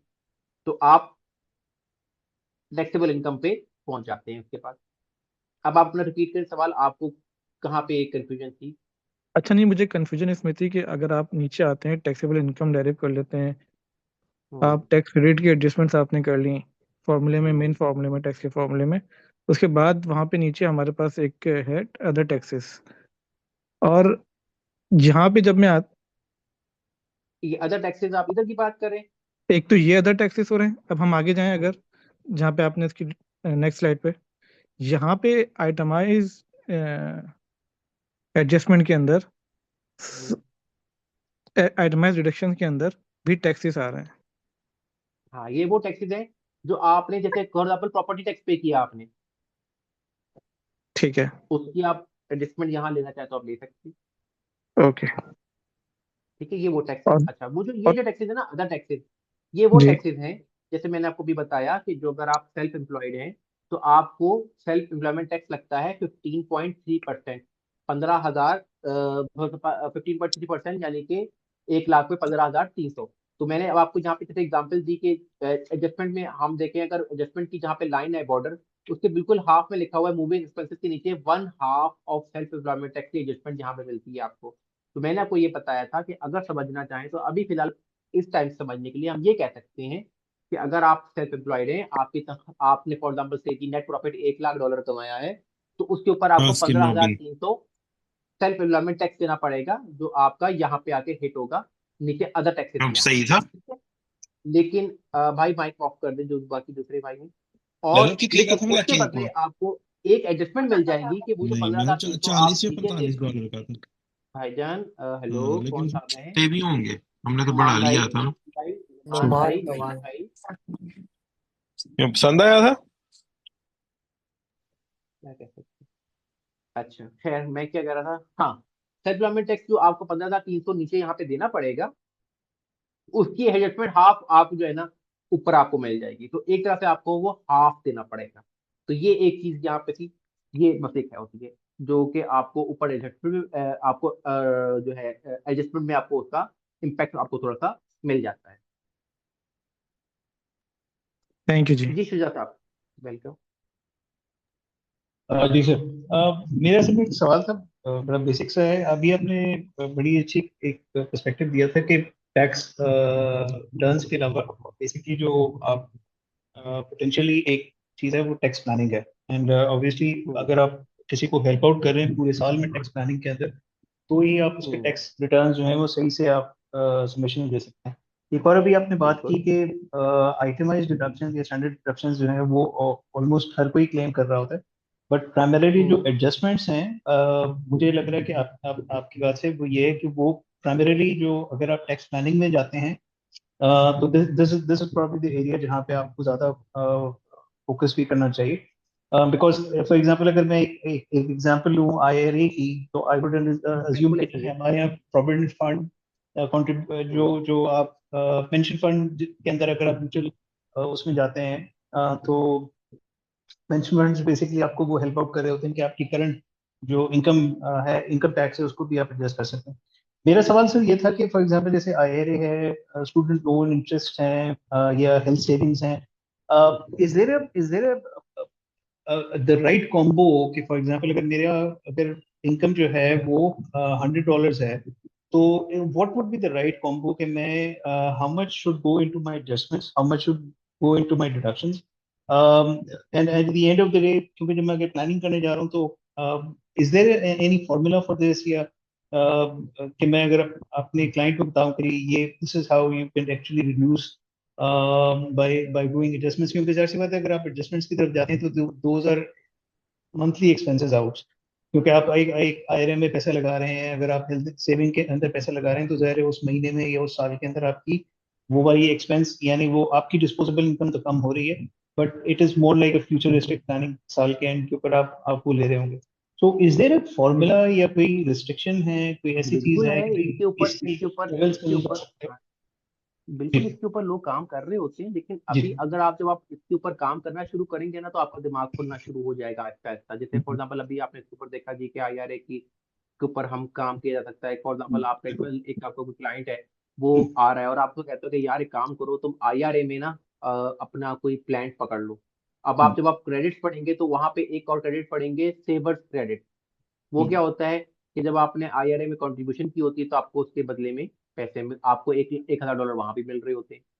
तो आप जब आपके पास क्रेडिट की नॉलेज इन्फॉर्मेशन होगी, एक्सेस नॉलेज होगी, आपके पास सारे टॉपिक्स के ऊपर आपका हाथ अच्छा होगा, आपकी नॉलेज प्रॉपर होगी, तो ऑब्वियसली आप उनको प्रॉपर गाइड कर सकते। जो फॉर्मूला कोई एग्जैक्ट इसका ऐसा नहीं होता, हर साल इनकी चेंजेस भी होती रहती हैं, कभी कुछ हो जाता है कभी कुछ हो जाता है, लेकिन ये होता है कि आपको एक ब्रॉडर पिक्चर आपके सामने होती है और आप उनको अकॉर्डिंगली गाइड कर देते हो। अच्छा यार तुम्हारी इतनी इनकम है तो तुम एक काम करो, तुम अपनी जो है ना आईआरए ये वाला ले लो, फलाना ले लो, 401 सर के में कुछ इन्वेस्ट करा दो, क्योंकि इनकी कुछ लिमिटेशन कुछ सीलिंग्स भी होती हैं। तो आप एक हद एक तक ही जाके इनकी प्लानिंग कर सकते बिल्कुल, तो sir if I correctly understand जो आप कह रहे हैं कि अगर मेरी $100 की इनकम है तो वो बेसिकली हैं। कैप्ड होगी कि मैं इससे ज्यादा एडजस्टमेंट्स नहीं कर सकता। हाँ ऑब्वियसली वो मुख्तलिफ जगहों पे ओके होंगे कि कुछ ओके स्टेटमेंट्स आपको कुछ कैप होंगी। जैसे फॉर एग्जांपल आईआरए कंट्रीब्यूशन आप 500 पर ईयर से ज्यादा नहीं कर सकते।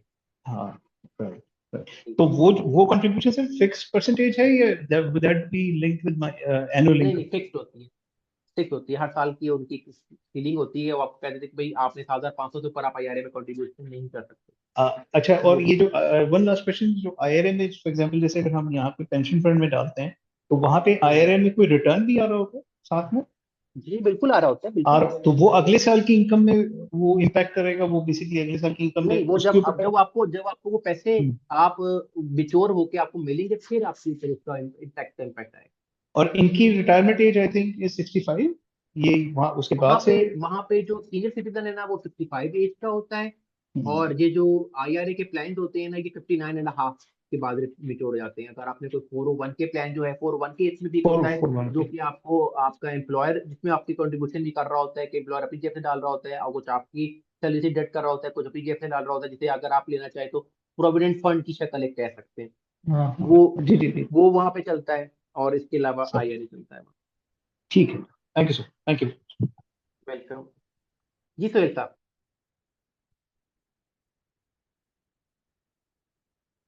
सुहेल अली साहब। सर सर ये मुझे पूछना था कि जो भी डिडक्शन एडजस्टमेंट्स हैं तो डॉक्यूमेंट्री एविडेंस नीड मतलब उसकी जरूरत होगी। बिल्कुल। Okay, thank you. अब जैसे आईआरए कंट्रीब्यूशन अगर आप कर रहे होते हैं तो आपको आईआरए का फॉर्म आता है, उसके मुताबिक आप फिर वहाँ पे एंट्री कर। और जब आप ये काम कर रहे होंगे तो आपने भी हर चीज का डॉक्यूमेंट्री प्रूफ लेके अपने पास इनका सेव करना होगा। इनको अपना अपना जो भी फॉर एग्जाम्पल आपका क्लाइंट है, आप उनका डॉक्यूमेंट जितना भी आप करेंगे, जो भी आप रिटर्न उनको बना के देंगे, हर चीज का अप्रूव अपने पास ही रखें। फॉर एग्जाम्पल आप किसी का क्लाइंट का कर रहे हैं तो उसका सोशल सिक्योरिटी कार्ड की कॉपी आपके पास होनी चाहिए, उसका ड्राइविंग लाइसेंस की कॉपी आपके पास भी होनी चाहिए। और आपने जब उससे रिटर्न बनाने लगते हैं तो आप उससे एक्नॉलेजमेंट लेते हैं कि भाई मैं आपकी रिटर्न बनाने लगा हूँ, ये आपको पास आपको इंशाल्लाह नेक्स्ट क्लास में एक टेस्ट ऑर्गेनाइजर का बारे में बताऊंगा जिसमें आप पूरा क्लाइंट का इंटरव्यू करते हैं। आप उसकी सारी इन्फॉर्मेशन उसमें लेते हैं और उसको फिर उसके ऊपर उसके सिग्नेचर्स ले लेते हैं। क्यों? इसकी वजह ये है कि जब हम ये टैक्स रिटर्न करेंगे तो टैक्स रिटर्न करने से पहले आपको PTIN की एक रिक्वायरमेंट होती है, जो कि प्रिपेयर टैक्स आइडेंटिफिकेशन नंबर होता है, वो आपको लेना होता है IRS। ठीक है, तो फिर आप जो है एलिजिबल होते हैं किसी की भी रिटर्न बना के देने के लिए। लेकिन सिर्फ यहाँ पे नहीं, जिस तरह पाकिस्तान में होता है जी 2000 में टैक्स फाइलर बनिए, 1000 में टैक्स फाइलर बनिए, उसके बाद फिर नेक्स्ट की नोटिस भुगतते रहो, अगला और अगला होगा जवाब भी नहीं देता। वहाँ पे ऐसा नहीं है। वहाँ पे अगर आप किसी की रिटर्न फाइल करते हैं और अगर आप कोई 2 नंबरी करते हैं तो आपको भी ब्लैकलिस्ट कर दिया जाता है, आपको भी नोटिस इशू हो जाता है, आपको भी पेनल्टी या फाइन चार्ज होता है। तो आपने कोई भी डॉक्यूमेंट किसी की रिटर्न बनानी है तो उसकी वेरिफिकेशन आपने जो जो आपने करनी है वो फुल करनी है। आपने अगर किसी का एसेसन डालना है तो प्रॉपर डालना है, अगर बच्चे दे रहा है तो बच्चे बता रहा है कि बच्चे हैं इसके 3, उनके भी आपने सिक्योरिटी कार्ड मंगवाने हैं, लेके फिर डालने हैं, ताकि अकल को अगर वो पता लगे जी कि किसी ये तो आप जब आप फील्ड में आओगे आप देखोगे कि वहाँ पे लोग फ्रॉड करते हैं। फ्रॉड क्या होता है जी कि किसी का भी सोशल सिक्योरिटी पकड़ के रिटर्न बनाई, उसके 4-5 सोशल सिक्योरिटी कार्ड डाले, रिफंड बनाया 10,000, 8,000, 11,000 का, और रिटर्न फाइल कर दी। और बाद में जब बंदा अपनी रिटर्न फाइल करता है तो उसकी रिटर्न रिजेक्ट हो जाती है कि भाई आपकी तो रिटर्न ऑलरेडी फाइल है। या किसी ने अपने बच्चा जब ऐड करता है तो उसकी रिटर्न रिजेक्ट हो जाती है कि भाई आपके बच्चे की रिटर्न तो ऑलरेडी फाइल हो गई है, कहीं और क्लेम हो गया है। वो फिर क्या होता है, उसके बदले फिर वो आईआरएफ को फोन करते हैं, फिर उसके बाद उनकी वेरिफिकेशन होती है, फिर पता लगता है जी कि ये बच्चा तो किसी ने 2 नंबरी करके किसी और की रिटर्न में शामिल कर दिया क्या था और रिटर्न फाइल करवा के ले ली है। तो वहाँ पे इस तरह के फ्रॉड्स बहुत होते हैं। तो इसलिए आपने कभी अपनी अपनी किसी की रिटर्न बनानी है तो उसका डाटा अपने पास भी कॉपी रखनी है, और वो डाटा जो वो देगा उसी के बेसिस पे रिटर्न बनानी है। अदरवाइज आपने, अगर वो ये कहता है कि नहीं जी आप ये डाल दो ये डाल दो, तो कहो फिर ठीक है भाई, फिर मैं रिटर्न तो बना दूंगा लेकिन मैं फिर अपना PTIN साथ नहीं लगाऊंगा। फिर आप अपना सेल्फ सेल्फ अपना जो है वो रिटर्न सबमिट करोगे। मैं अपनी PTIN में ऐड नहीं करूंगा, अदरवाइज मैं ब्लैक हो जाऊंगा, क्योंकि आप 2 नंबरी करा रहे हो। तो मैं 2 नंबरी वाला काम मैं नहीं कर सकता। जी फवाद साहब। बिल्कुल सर। ये सब इसमें एक बात ये थी कि ये जो हम बात कर रहे हैं सारे टैक्स क्रेडिट की, जैसे आप बता रहे हैं कि मुख्तलिफ लिमिट्स हैं, जैसे अभी ये बात कर रहे थे एक साहब के, वो मतलब किस चीज के अंदर कितनी लिमिट है, तो ये कहीं एक जगह डॉक्यूमेंटेड है एक, हर और दूसरा टॉपिक, ये कि जैसे हेलो जी हर जगह डॉक्यूमेंट, ये बेसिकली हर टॉपिक जो है ना, आपको IRS की इसकी पब्लिकेशन का लिंक आपको साथ शेयर किया जाएगा, और उसके ऊपर आप वहाँ पे जाके आप इसकी डिटेल सारी निकाल सकते होंगे। जी जी जी जी, जैसे हम पाकिस्तान में करते करते प्रैक्टिस हो जाती है तो याद होता है कि भाई किस चीज के अंदर कौन सा क्रेडिट अप्लाई होता है, तो वो उसी तरह। और दूसरा ये कि जैसे हम ये डोनेशंस वगैरह देते हैं तो ये डोनेशंस पे भी कोई टैक्स क्रेडिट अवेलेबल है? क्रेडिट अवेलेबल नहीं है, एडजस्टमेंट मिल जाएगी आप। एडजस्टमेंट मिल जाएगी उसके ऊपर से? ये ठीक है सर। देखें आइटमाइज डिडक्शन, सॉरी एडजस्टमेंट नहीं, आइटमाइज डिडक्शन। आइटमाइज डिडक्शन में आप ये देखें कैजुअलिटी के ऊपर, इंटरेस्ट के नीचे चैरिटेबल कॉन्ट्रीब्यूशन, लेकिन इसकी भी लिमिट होती है। अंडरस्टूड। अच्छा, एक सवाल और सर, ये मतलब जैसे हम कहते हैं कि हमारे यहाँ पाकिस्तान में वो इनकम टैक्स रिटर्न का रिवीजन का पॉसिबिलिटी है ना, कि वो रिवाइज बिल्कुल है, किया जा सकता है, बिल्कुल है, तो क्या बिल्कुल है, वहाँ ऐसा कोई प्रोविजन है? बिल्कुल है। आप 3 साल अपनी लास्ट 3 ईयर्स की रिटर्न रिवाइज कर सकते हैं जैसे आपने जब कहा मर्जी। कि भाई वो बच्चे को ऐड करना भूल गए, या कोई ऐसा मेजर हाँ एक्सपेंस या टैक्स क्रेडिट बिल्कुल, लेना भूल गए, या बिल, कोई बिल्कुल, मतलब टैक्स बेनिफिट था उसका रिकॉर्ड करना भूल गए, तो रिवाइज हो सकती है वो? बिल्कुल हो सकती है। अभी जिस तरह मैं आपको इसके एग्जांपल देता हूँ, SETC के क्रेडिट आए थे उसमें कोविड के दिनों में ना, कि वो लोग जो कोविड की वजह से अपना सेल्फ एम्प्लॉयड थे और जॉब पे नहीं जा सके, या घर बंद हो गए, या क्वारंटीन होना पड़ा उनको, तो उनको ताजी के पर डे जो है ना 500 कुछ या कुछ के अमाउंट बनती थी, जो भी उनकी AGI की डिवाइड करके नंबर ऑफ डेज से ना, तो वो अपने क्रेडिट्स ले सकते थे। तो उन लोगों ने क्या किया, अपने 2021 और 2020 की रिटर्न, 2022 की रिटर्न को रिवाइज किया, और 2023 में जो है वो क्रेडिट्स लिए, 2024 में भी उन्होंने 2021 की रिटर्न रिवाइज करके क्रेडिट्स लिए। तो वो आप कर सकते हैं, आप बैकडेट जाके आप अपनी लास्ट 3 ईयर्स की आप रिटर्न रिवाइज कर सकते हैं। और उसका जो फॉर्मेट होता है वो 1040X कहलाता है, जो भी आगे चल के हम देखेंगे। जी सैफुल्ला साहब। ब्रदर मेरे दो क्वेश्चंस हैं। एक तो आपने जी काइंडली वो मेन फार्मूले पे अगर आप प्लीज जाएंगे तो मुझे समझाना ज़्यादा इजी होगा। एक आपने यहाँ पे इनकम में बिजनेस इनकम लिखी है। बिजनेस इनकम में अब हमारा जो लिंक है मोस्टली वो ई कॉमर्स से है, लाइक हम अमेजोन, वॉलमार्ट, ईबे हम्म और इन प्लेटफॉर्म्स हम्म पे सेलिंग करते हैं।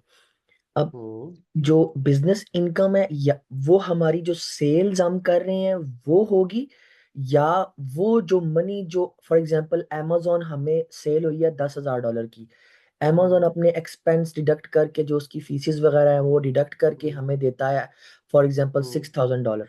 अब $6,000 इनकम होगी या $10,000 इनकम होगी? आपका नेट प्रॉफिट सारे एक्सपेंसेस निकालने के बाद जो बच गया है वो आपकी इनकम होगी। ओके ओके ओके, जो ग्रॉस इनकम में जो आपने बिजनेस इनकम लिखी है वो नेट प्रॉफिट है। जी। I got it. और सेकंड जो मेरा क्वेश्चन है वो ये है कि आपने यहाँ पे एक चीज मेंशन की थी, जब एडजस्टमेंट एडजस्टमेंट हम जो सी हैं सॉरी डिडक्शंस आइटमाइज और स्टैंडर्ड, इन दोनों में से कोई एक ले सकते हैं। जी बिल्कुल। इनमें अगर घर लिया हो और उसका मंथली जो इंस्टॉलमेंट है वो पे कर रहे हैं डेफिनेटली वो सारा, तो वो कहाँ पे एडजस्ट होगा इन दोनों में से? वो आइटमाइज डिडक्शन में आता है। आपकी मोर्गेज इंटरेस्ट एक्सपेंस आ रहा होगा ना टैक्सेस के थर्ड नंबर पे देख। मतलब हमने मतलब घर लिया है यूएस में, तो वो एक बेस अमाउंट पे करके अब जो रिमेनिंग अमाउंट है वो इंस्टॉलमेंट पे हो जाए। आपको पता है जैसे यूएस में 20 ईयर 30 ईयर्स के लिए वो चलती रहती है इंस्टॉलमेंट, तो वो है। ऐसे ही तो है। वो मोर्गेज में तो होता है ना कि आप गिरवी रखवा देते हैं, लेकिन ये मोर्गेज तो नहीं मोर्गेज ये होगा होता ना? है ना कि नहीं नहीं, ये जो होता है ना बेसिकली, अगर आपने देखिए आपको जो बैंक का आपको देता है तो उसके बदले भी आपसे कुछ ना कुछ मोर्गेज तो करवाता है ना। जी जी। कुछ आपसे कुछ ना कोई आपसे वो उसके बदले में कोई ना कोई चीज तो अपने पास गिरवी रखवाता है। अब वहां पे ये होता है कि जब आप कोई अपना घर जो है ले रहे हैं, तो वो लोग यूजली क्या करते हैं कि फॉर एग्जाम्पल एक किसी ने अपना घर लिया हुआ है, उसे दूसरा घर बनाना है ना, तो क्या करेगा, अपना पहला घर मोर्गेज करवा के बैंक से पैसे लेगा और उसके बदले वो दूसरा घर जो है वहां से खरीद लेगा और फिर उसकी किस्तें अदा करना शुरू करते हैं। तो इस तरह भी वहां पे लोग करते हैं। और इसके अलावा आप अब इस तरह देखें ना, मैं फॉर एग्जाम्पल आपको दिखाता हूँ, ये 1098 फॉर्म होता है, मैं आपके साथ स्क्रीन शेयर करता हूँ, चलिए।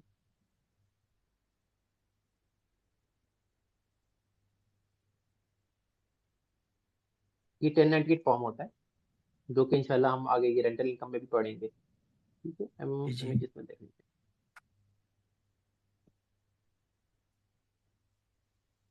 तो फील्ड फॉर्म आ गया ना, फील्ड अमाउंट वाला।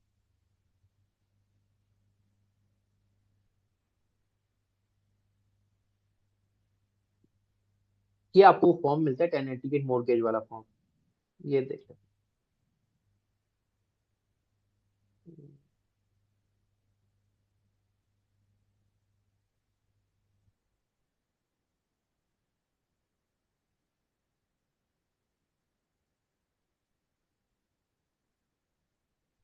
ऐसे आपको फॉर्म मिलेगा।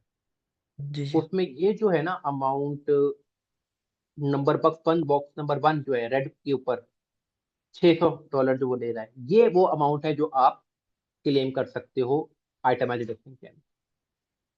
ओके। ठीक है, जो आप पूरी अमाउंट दे रहे हो ना, किस्त दे रहे हो, वो आप नहीं क्लेम करोगे, आप सिर्फ इंटरेस्ट करोगे, और ये तब करोगे जब आपको ये फॉर्म मिलेगा। अदरवाइज आपको जबानी चलानी चाहेगा तो आपने नहीं करना। उसके लिए फॉर्म लाजमी चाहिए ये वाला? फॉर्म लाजमी चाहिए, हर चीज का एविडेंस होना जी ठीक है, थैंक यू, मैं समझ गया, थैंक यू सो मच। चाहिए। वेलकम। अच्छा जी, मुजम्मिल भाई आपका सवाल। So my question is regarding the business income as well.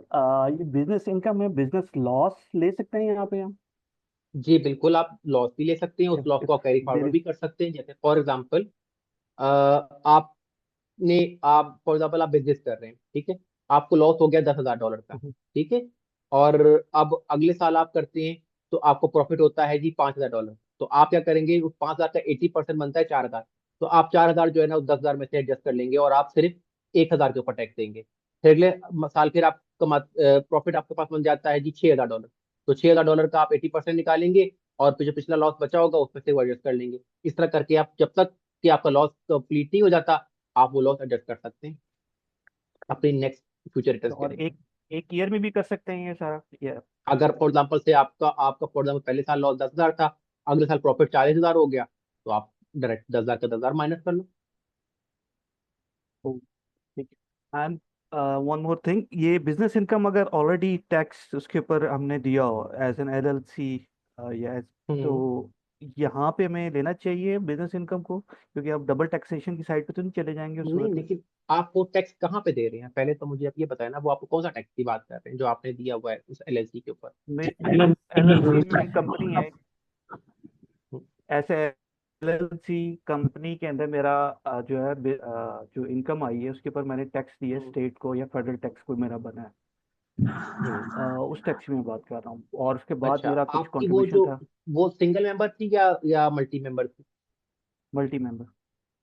अब मल्टी मेंबर जो थी ना, वो रिटर्न फाइल करेगा 1065 की, ठीक है। वहां से आएगा K1, और उसके ऊपर वो कोई टैक्स नहीं होता। वो जो टैक्स की रिटर्न होती है वो पास थ्रू एंटिटी होती है, वो टैक्स नहीं देती, वो आपको सिर्फ K1 देती। और वो जो K1 है, वो यहाँ पे ये देखिए ग्रॉस इनकम के सेक्शन में अगर आप नजर आ रहा हो, तो ये फोर्थ लास्ट, ये आपकी इनकम का पार्ट बनेगा। आप उस K1 को अपनी इंडिविजुअल इनकम में ऐड करके उसके ऊपर टैक्स देंगे। 1065 की रिटर्न पे कोई टैक्स नहीं होता। ओके, ठीक है, थैंक यू। हाँ, मुमकिन है आपको शायद टैक्स काट के देते हो पैसे, आपको जो कॉन्ट्रीब्यूशंस या आपको देते हो, या आप सामान जो पैसे आपको ट्रांसफर करते हो, उसमें कुछ विदहोल्डिंग काट के आपको पैसे देते होंगे। हाँ, वो विदहोल्डिंग जो आपकी काटी हुई है, वो आपकी यहाँ पे माइनस हो जाएगी उसके बदले में जो आपने यहाँ पे दी हुई।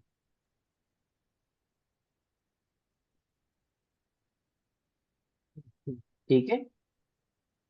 ठीक है, ये अदर टैक्सेस जो आपने नीचे लिखा हुआ है ये उस कैटेगरी में आ सकता है? नहीं नो। नहीं नहीं, अदर कैटेगरी टैक्स होता है, पिरामिड टैक्स है।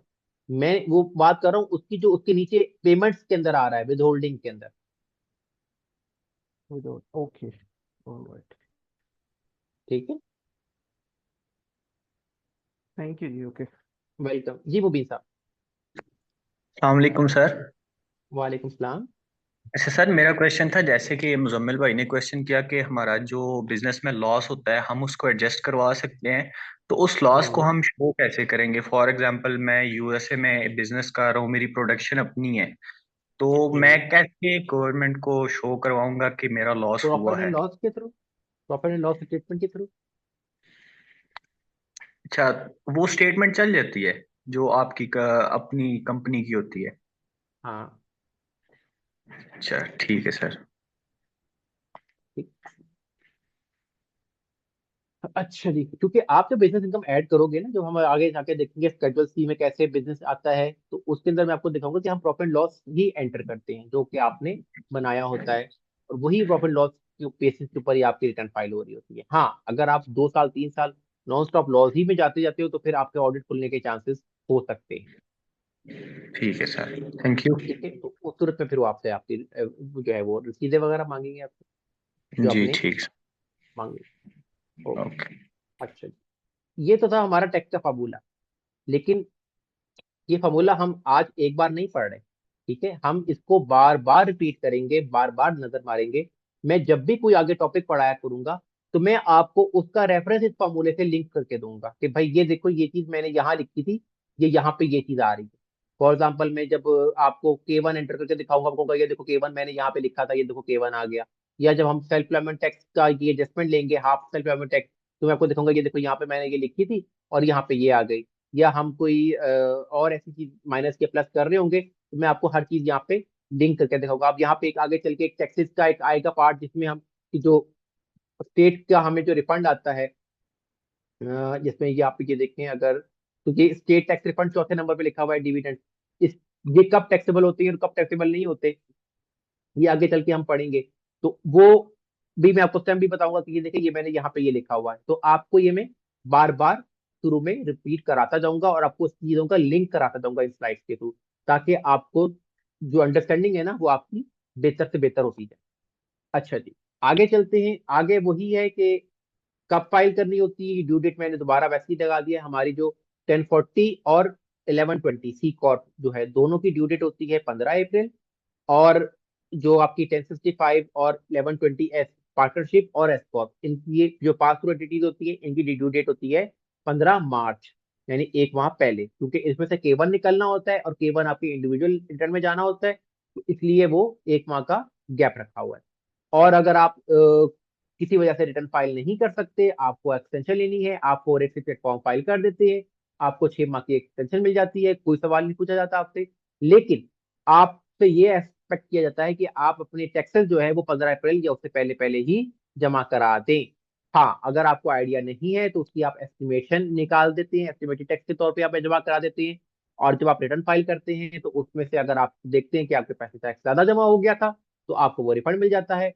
और अगर इनकेस आपको लगता है कि आपका टैक्स अगर आपको पता लगता है कि आपका टैक्स कम जमा हुआ है तो फिर आपको पेनल्टी चार्ज हो जाती है। और वो पेनल्टी इस तरह चार्ज होगी कि अगर आप जो टैक्सेस जमा कराए होंगे वो आपकी लाइबिलिटी का 90% जो उससे कम हो तो होंगे। इंशाल्लाह एस्टिमेटेड टैक्स का पूरा टॉपिक है क्या, वो हम इंशाल्लाह अगली क्लास में भी देखेंगे। फिर इसके अलावा ये फाइलिंग स्टेटस मैंने दोबारा डाल दिए थे आप लोगों की उसके लिए कि भाई अ, अगर आप सिंगल हैं तो आप single return as a single file करेंगे। अगर आप मैरिड हैं तो आप मैरिड फाइलिंग ज्वाइंटली में फाइल करेंगे। इसके अलावा इनकेस मैरिड फाइलिंग सेपरेटली भी फाइल किया जा सकता है। फिर इसके अलावा हेड ऑफ हाउस होल्ड अगर आपका पास कोई डिपेंडेंट है तो आप और आप सिंगल हैं तो आप हेड ऑफ हाउस होल्ड में फाइल करेंगे। और अगर स्पाउस मर जाता है तो उस ईयर में मैरिड फाइलिंग ज्वाइंटली और उसके अगले 2 ईयर्स में qualifying widower with dependent child या क्वालिफाइंग सर्वाइविंग स्पाउस के हेड में आप उसको चार्ज करेंगे, जिसमें आपको बेनिफिट सारे मैरिज फाइलिंग ज्वाइंटली वाले ही मिल रहे होते हैं। ये आगे इनकी कुछ रिक्वायरमेंट्स हैं वो मैंने लिख दी हैं। ये बेसिकली जो आपको बुक मिलेगी उसी की स्क्रीनशॉट है। तो आप जब आपको बुक मिल जाए तो वहां से भी आप देख सकते हैं। फिलहाल आपको फॉर द टाइमिंग मैंने ये स्क्रीनशॉट लगा दी है, आप इसको डिटेल में पढ़ लीजिएगा। आपके कहाँ कहाँ पे आपकी क्या क्या कैच यहाँ पे है या कौन कौन से एग्जेप्शन यहाँ पे अवेलेबल। अच्छा जी, यूएस की स्टेट का एक मैप लगा दिया है। यूएस में तकरीबन 50 स्टेट्स हैं। ये उनके मैप्स हैं तो जिनमें आप काम इंशाल्लाह होपफुली करेंगे। जिसमें आपकी टेक्सास की स्टेट जो है ये आपकी टैक्स फ्री स्टेट है। आपकी जो है वायोमिंग टैक्स फ्री स्टेट है। आपकी फ्लोरिडा टैक्स फ्री स्टेट है। इसके अलावा और 2-4 भी हैं। ये आपकी टैक्स फ्री स्टेट्स है, यानी कि इन स्टेट में इनकम टैक्स नहीं देना होता, लेकिन बाकी स्टेट्स में आपको इनकम टैक्स देना होता है। जिसमें न्यूयॉर्क हो गया, कैलिफोर्निया हो गया, एरिजोना हो गया, एक्सेट्रा। अच्छा, who need to file state tax return? If a state has an income tax, there are two scenarios in which you must file a return.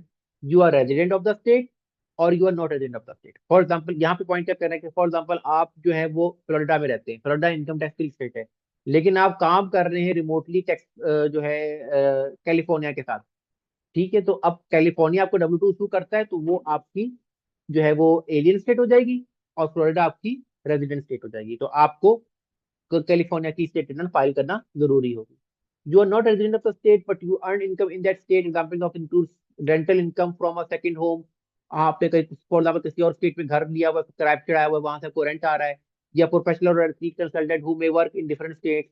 Every state in which you earn income will require you to file a tax return and pay taxes on their income earned there.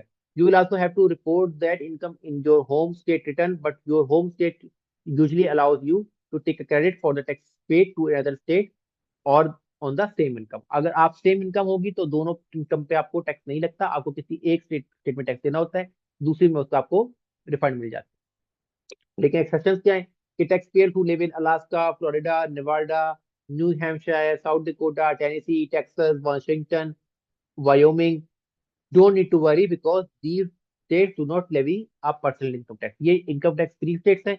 इन यहाँ पे आपको state की return की file करना नहीं होती। जो आपका सॉफ्टवेयर होता है वो आपको ऑटोमेटिकली आपकी स्टेट की रिटर्न भी साथ में फाइल कर देता है। आपने बस उसको ये बताना होता है कि आप किस स्टेट से हैं, और अगर आपने किसी और स्टेट से भी इनकम की है तो वो भी आपको ऑटोमेटिकली फाइल कर देता है। लेकिन अगर आप इनमें से किसी स्टेट में होंगे तो वो फिर आपको स्टेट की रिटर्न फाइल करने की जरूरत नहीं होगी। अच्छा जी, उसके बाद हम बात करेंगे जी 1040 फॉर्म के ऊपर। 1040 फॉर्म कैसा होता है, 1040 की कौन कौन सी एग्जाम होती हैं, और इसके अंदर हम फॉर एग्जाम्पल जैसे अभी यहाँ पे देखा नहीं है आप सिस्टम के अंदर जी 1040 में क्या है जी, एक तो होता है 1040 साहब का सादा, एक होता है 1040 जिसमें आप सीनियर सिटीजन होते हैं SR कि जिसके अंदर आप जो है वो 65 ईयर प्लस वाले उनका फॉर्म होता है। ये बेसिकली फॉर्म सेम होता है, बस इसमें फॉन्ट थोड़ा जो है ना वो बड़ा हो जाता है।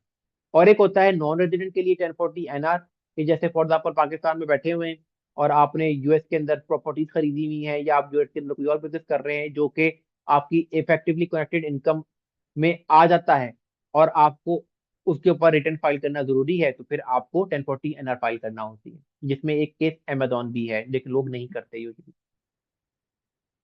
अच्छा, 1040 में क्या है जी कि एक तो आपका मेन फॉर्म होता है 1040 का, फिर उसके बाद 1040 SR होता है जो कि आप सीनियर सिटीजन 65 ईयर ओल्डर उनके लिए होता है। फिर नॉन NR जो है वो नॉन रेजिडेंट के लिए होता है। इसके अलावा अगर आपको अमेंडमेंट फाइल करनी पड़ जाए तो फिर आप 1040 एक्ट की रिटर्न फाइल करते हैं। फिर स्केड्यूल A होता है ये बेसिकली क्या होता है, ये जो एडजस्ट आइटमाइज डिडक्शन है ना, ये जो हमने आइटमाइज डिडक्शन डिस्कस की थी यहाँ पे, ये ठीक है, आइटमाइज डिडक्शन जो हमने डिस्कस की थी, ये सारी की सारी स्केड्यूल ए में जाती है, तो उसका एक अलग फॉर्म बन जाता है आपका। उसके बाद आपका जो है स्केड्यूल बी जो है, इसमें आपके जो है डिविडेंड वगैरह इनकम सारी इसके अंदर जारी होती है।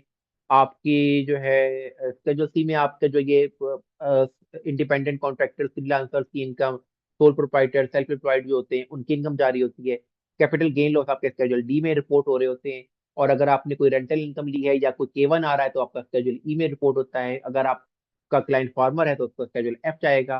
फिर इसी तरह जो सेल्फ एम्प्लॉयमेंट टैक्स लगता है जिनको, उनका स्केड्यूल एस ई हो जब बनता है। ये सारे के सारे आपके ऑटोमेटिकली खुद ही वहां पे क्रिएट हो जाते हैं, आपको परेशान होने की जरूरत नहीं है। बस आपने ये देखना होता है कि आपने फॉर्म कहाँ पे एंटर करना है। फिर इसी तरह अगर आपके बच्चे हों तो आपको चाइल्ड टैक्स क्रेडिट मिल रहा है, तो 8812 का फॉर्म क्रिएट हो जाता है ऑटोमेटिकली, जिसके ऊपर सारी डिटेल होती है कि कितने बच्चे हैं, कितना क्रेडिट बना, कितना आपको मिला, कितना रिफंडेबल था, कितना नॉन रिफंडेबल था, कितना एडजस्ट हुआ, कितना जाया हो गया, ये सारा वहां पे लिखा होता है। फिर इसी तरह एक्सटर्नल फॉर्म्स होते हैं जिसमें आपका W2 का फॉर्म होता है कि जो आपको सैलरी बेसिस के ऊपर मिलता है, एम्प्लॉयर आपको हर साल देता है, और उसको बाय लॉ 31 जनवरी तक आपको ये देना लाजमी होता है। फिर उसके अलावा 1099 के फॉर्म्स होते हैं, तो जो मुख्तलिफ 1099 आपको मिलते हैं, जिसमें आपका पहले पहले होता है 1099 NEC होता है, नॉन एम्प्लॉय कंपनसेशन का फॉर्म, कि जैसे अगर आपने वो इंडिपेंडेंट कॉन्ट्रैक्टर या फ्रीलांसर के तौर पे काम कर रहे हैं या सेल्फ एम्प्लॉयड है, तो आपको 1099 NEC इशू करता है आपका एम्प्लॉयर, अगर वो कोई कम बिजनेस है। अगर किसी के पर्सनली आप किसी काम कर रहे हैं, फॉर एग्जाम्पल किसी की गाड़ी जाके धो रहे हैं या किसी के घर में नलका ठीक करके आ रहे हैं, तो वो आपको नहीं देगा, ठीक है, उस वहां पे तो आपकी वो कैश इनकम ही होती है। फिर उसके अलावा अगर आपका कोई रेंट है या आपको कोई रॉयल्टी मिली है, कोई प्राइस मिला है, तो वहाँ पे आपको वो जो बिजनेस है वो आपको 1099 MISC का फॉर्म इशू करता है। फिर इसी तरह 1099B आपको जो है proceed from broker and barter exchange transaction की तरफ से मिलता है, कि जो ये आपके ब्रोकर्स होते हैं, आप उनके पास साथ बैठ के जो स्टॉक की सेल परचेज करते हैं, उसके ऊपर आपको जो गेन आया होता है वो आपको 1099B का फॉर्म शेयर करते हैं। फिर उसके अलावा अगर आपने कोई कर्जा माफ कराया है, तो आपको 1099C कैंसिलेशन ऑफ डेट का फॉर्म इशू होता है, वो भी आपकी इनकम का पार्ट, इनकम बन जाती है। फिर इसी तरह अगर आपको कोई डिविडेंड मिलता है तो आपको 1099DIB का फॉर्म इशू होता है। अगर आपने कोई गवर्नमेंट की तरफ से कोई पेमेंट आई है, कोई कंपनसेशन आई है, कोई अनएम्प्लॉयमेंट आई है, तो वो आपको 1099G इशू करते हैं। और इसी तरह अगर आपने कोई इंटरेस्ट इनकम आ रही है आपको, जैसे आपको फॉर एग्जाम्पल से जी के किसी बैंक में आपने कोई पैसे रखवाए हुए थे सेविंग अकाउंट में, तो वहां से इंटरेस्ट आया, या आपको पार्टनर चेंज में कई पैसे रखवाए हुए थे वहां पे इंटरेस्ट आया, वो आपको 1099 INT का फॉर्म इशू करते हैं। फिर इसी तरह वो लोग जो अमेजोन से मुझसे लेके वो जानते होंगे कि जिन्होंने पेपॉल या पेयोनियर के अकाउंट वगैरह खोले हुए, तो उनको 1099K का एक फॉर्म मिलता है, थर्ड पार्टी नेटवर्क ट्रांजेक्शन का फॉर्म। फिर इसी तरह अगर आपने कोई डिस्ट्रीब्यूशन आपको मिलती है या कोई रिटायरमेंट प्लान की तरफ से या कोई IRA की तरफ से, तो वो आपको 1099R देते हैं, जो उसके बदले की जब आपको पैसे देते हैं तो, ठीक है। फिर इसी तरह अगर आपको कोई हेल्थ सेविंग की तरफ से या मेडिकल की तरफ से कहीं से आपको आते हैं पैसे, जो आपको वो आपको 1099SA देते हैं फॉर्म। और अगर आपको वो सोशल सिक्योरिटी बेनिफिट मिलता है, जैसे पाकिस्तान में EOBI है, वहाँ पे सोशल सिक्योरिटी बेनिफिट मिलते हैं आपको, तो वो आपको ऐसे से 1099 फॉर्म इशू करते हैं।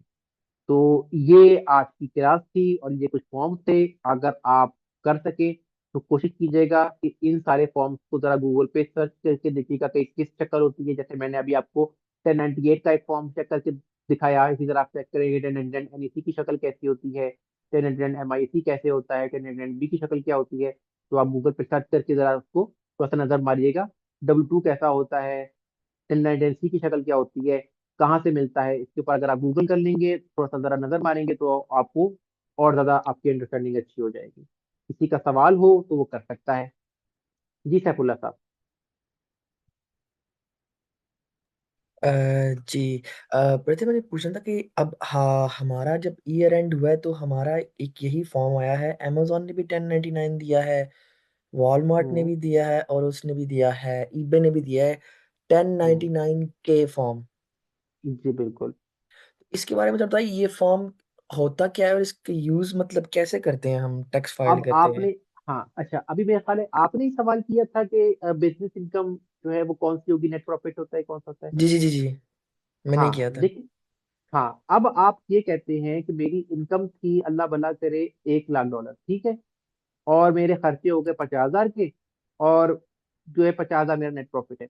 लेकिन अगर आप अपनी इनकम 1 लाख की बजाय 70,000 शो करते हैं, लेकिन 1099 के बता रहा है कि आपको जो रेवेन्यू आया है वो तो 1,25,000 का आया है, तो आपको यहाँ पे नोटिस आ जाएगा। तो आप अपनी जो ग्रॉस इनकम है वो उतनी ही लिखेंगे, या उससे ऊपर लिख सकते हैं, उससे कम नहीं लिख सकते जितने आपका 1099 के आए हैं। तीन आपके अगर तीन 1099 के आए हुए, तो तीनों के तीनों की ट्रांजेक्शन को आप टोटल करेंगे, वो आपकी ग्रॉस इनकम कहलाएगी। तो आज जब आप प्रॉफिट लॉस स्टेटमेंट बना रहे होंगे, तो इन तीनों को टोटल करके आपकी ग्रॉस इनकम होगी, उसके बाद आप अपने एक्सपेंसेस माइनस करके तो आप नेट प्रॉफिट पे आएंगे। मैं यहाँ पे थोड़ा सा कंफ्यूज हो गया हूँ। आपने कहा था कि जो आप बिजनेस इनकम में लिखेंगे वो आप नेट प्रॉफिट लिखेंगे। मैं आपको तो बताता जी जी। हूँ, नेट प्रॉफिट ही लिखेंगे, लेकिन नेट प्रॉफिट आपने वहां पे प्रॉफिट लॉस स्टेटमेंट एंटर करेंगे आप पूरी। ठीक है, इस तरह नहीं होगा कि आप बस बता देंगे कि मेरा 1 लाख प्रॉफिट था, ऐसे नहीं होगा। फॉर एग्जाम्पल आप ओके। बताएंगे उनको ग्रॉस इनकम कितनी थी आपकी, नजर आ रहा है आपको? जी जी, आ रहा है आ रहा है। ठीक है, आप बताएंगे कि मेरी ग्रॉस इनकम थी। अब यहाँ पे अगर आपके पास फॉर एग्जाम्पल से 1099 के आए हुए हैं, 1099 के आपको तीन आए हुए हैं। ठीक है, एक कहता है जी आपको $10,000 आए। ठीक है। ठीक है, एक कहता है जी आपको $5,000 आए। जी एक कहता ठीक है है। जी कि आपको $3,000 आए। ठीक है, तो आपने कहा जी कि आपकी टोटल कितनी हो गई। अब आप कह रहे हो कि जी मेरी ग्रॉस इनकम थी 15,000। ठीक है, जी जी। और उसमें जो है मैंने जो है उसमें जो कॉस्ट ऑफ गुड सोल्ड जो है मेरा, जो सामान मैंने बेचा वो मैंने बेचा 10,000 का। जी जी। तो मेरा ग्रॉस प्रॉफिट हो गया से जी, अल्लाह करे अल्लाह भला करे, 5,000। जी जी। और मैंने जो है अमेजोन के जो वेयर हाउस के खर्चे जो है, एफ एस क्या होता है वो, वर्क वेयर हाउस का जो चार्जेस लेते हैं, स्टोरेज चार्जेस कह लें, FBA फी कह लें, या जो भी हाँ है। एफ डी एफ दे दें फॉर एग्जाम्पल से, वो मैंने दे दी 3,000। ओहो, तो या और छोटे मोटे पैकिंग के खर्चे हो गए, ये खर्चे हो गए, वो खर्चे हो गए। ठीक है, ये जी जी। पैकिंग के खर्चे आपने कर दिए, आपने कोई डिलीवरी कर दी आपने, जिससे जो खर्चे, ये सारे खर्चे मिला मिलू के आपने कहा जी कि चलो जी 500 ये 100 ये डाल लो, 200 ये डाल लो। ठीक है, तो आपने कहा जी कि मेरा पास जो टोटल खर्चे हो गए वो कितने हो गए, 3,300। तो आपको नेट प्रॉफिट आ गया 5,000 माइनस 3,300 तो तकरीबन 1700। 1,700। ठीक है, जी जी। अब आप वहां पे ये पूरी प्रॉफिट लॉस स्टेटमेंट एंटर करोगे। एज एक्सेल फाइल ठीक, में। नहीं, वहां पे जो सॉफ्टवेयर होगा वो आपको पूछेगा, सॉफ्टवेयर में इसी तरह हेड्स बने हुए होंगे सारे। Okay okay. ठीक है, आप ये सारी एंट्री करोगे, तो इंशाल्लाह जब आप थर्ड फोर्थ क्लास में या फिफ्थ क्लास में आप देखोगे, ये आपको पूरा मैं दिखाऊंगा कैसे एंटर करते हैं। ठीक है, जी लेकिन ठीक अब है। यहाँ पे आप देख रहे हो कि 1099 के आपको तीन आए थे, जी जी। और वो कह रहे हैं कि 18,000 की ट्रांजेक्शन की है, और आप यहाँ पे जी कहते हो ऐसे मेरी इनकम 15,000 थी, तो आपको फौरन 15,000। नोटिस आ जाए। हाँ, लेकिन ओके। अगर आप कहते हो कि 18,000 से, या मुमकिन है आप कहते हो नहीं मेरी तो 19,000 आई थी, तो आप 19,000 भी लिखना चाहो तो आप लिख सकते हो, आपको कोई नोटिस नहीं आएगा। 18,000 लिखोगे कोई नोटिस नहीं आएगा, 17,999 लिखोगे नोटिस आ जाए नोटिस आ जाएगा। कि आपने जी इनकम ठीक छुपा है। दी। जी ठीक है। और ठीक एक है, और बात, ये जो अभी आपने सेम यही प्रैक्टिस की है, ये बड़ी कमाल की थी। मैं थोड़ा मेरा कंसेप्ट क्लियर हुआ है। इसमें अगर फॉर एग्जांपल हमने क्रेडिट्स लिए हों, मतलब कि क्रेडिट कार्ड से हम बिजनेस कर रहे हो, क्रेडिट पे सारी चीजें हो रही हो, तो ये जो अभी आपने नेट प्रॉफिट लिखा है, अगर हम्म। क्रेडिट्स हमारे वो कहाँ पे हम लिखेंगे? मतलब क्रेडिट फॉर देखिए एग्जांपल वहां क्रेडिट। पे वहां अब वहां पे होते हैं दो तरह के कॉन्सेप्ट। एक होती है कि आपने टैक्स रिटर्न जो है वो आप बना रहे हो कैश बेसिस के ऊपर, या आप बना रहे हो अक्रूवल बेसिस पे। कैश बेसिस का मतलब ये होता है कि जब पैसा गया वो खर्चा नोट होगा, जब पैसा आया तो वो इनकम नोट होगा। और इनकम। अक्रूवल बेसिस में ये होता है कि आपने इनवॉइस कर दी है, अब पैसे आते रहेंगे, या आपने सामान ले लिया है अब पैसे जाते रहेंगे, वो हम बाद में भी दे देंगे, तो हम लाइबिलिटी लोड कर लेते हैं। वो होता है आपका अक्रूवल बेसिस के ऊपर। तो अगर आप का ये डिपेंड कर रहा होता है पहले तो ये कि आप वो किस बेसिस पे रिटर्न बना रहे हो। वहां पे यूजुअली कैश बेसिस पे ही रिटर्न बन रही होती है, पहली चीज ये। जी अब सही। आपका सवाल ये था कि आपने कुछ चीजें क्रेडिट कार्ड में परचेज की हुई है, तो क्रेडिट कार्ड के तो पैसे आउट तो हो गए ना आपके क्रेडिट कार्ड से, तो ठीक है। वो आपने परचेजिंग में उसको डाल लोगे आप। वो ओके। जैसे फॉर एग्जाम्पल अगर मैं समझाऊं कि वो ये होती है आपकी, जो मैंने कॉस्ट ऑफ सेल लिखा ना, ये तो मैंने डायरेक्ट आंसर की थी ना। होता क्या है, कॉस्ट ऑफ सेल में से आप कॉस्ट सेल में से आपकी परचेजेस माइनस करते हो, से आपकी उसमें भी तीन चार चीजें आ जाती हैं। अब कॉस्ट ऑफ गुड्स सोल्ड में भी ना, कॉस्ट ऑफ गुड्स सोल्ड में क्या आ जाती है, अगर आपको मैं अकाउंट, ये बेसिकली अकाउंटिंग शुरू हो जाएगी।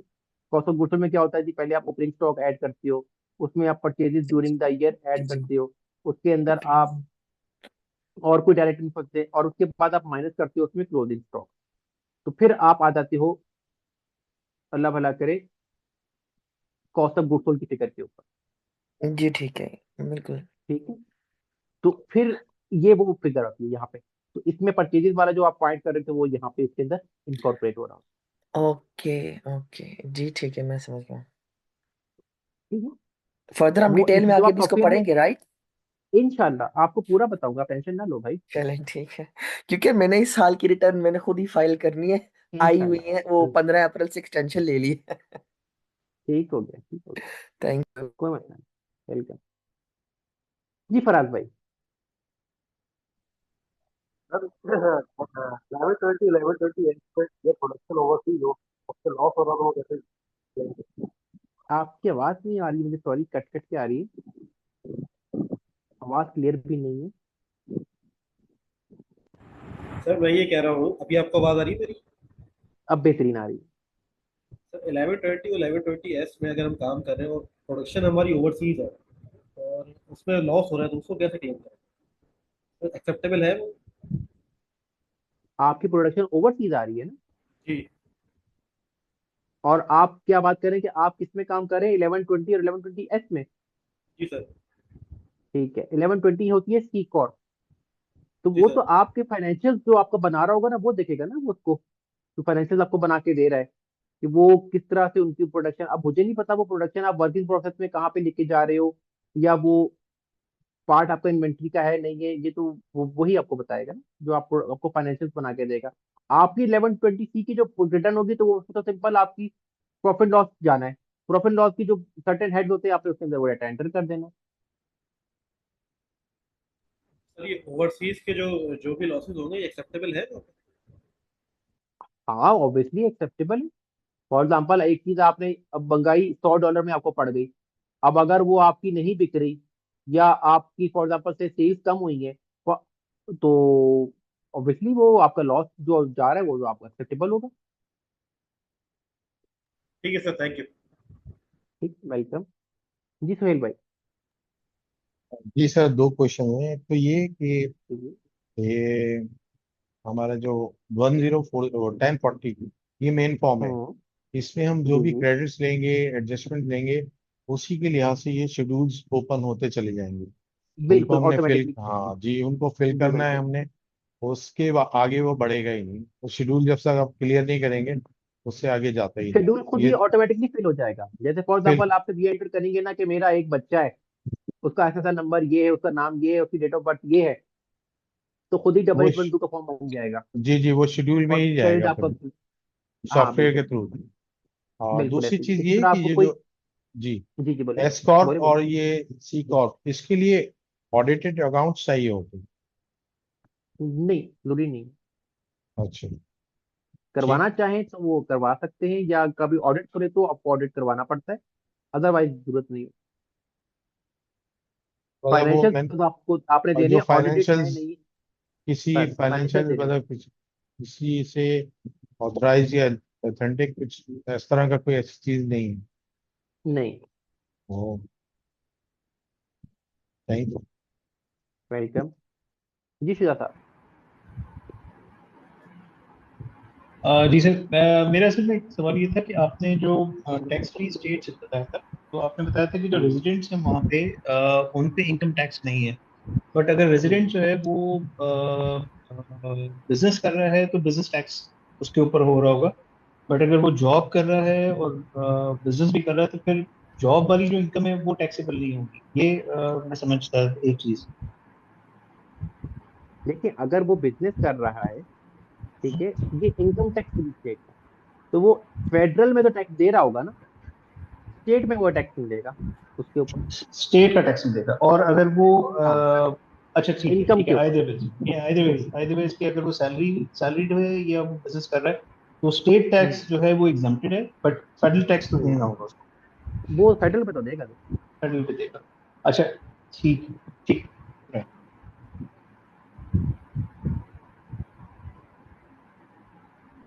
जी कसपर साहब।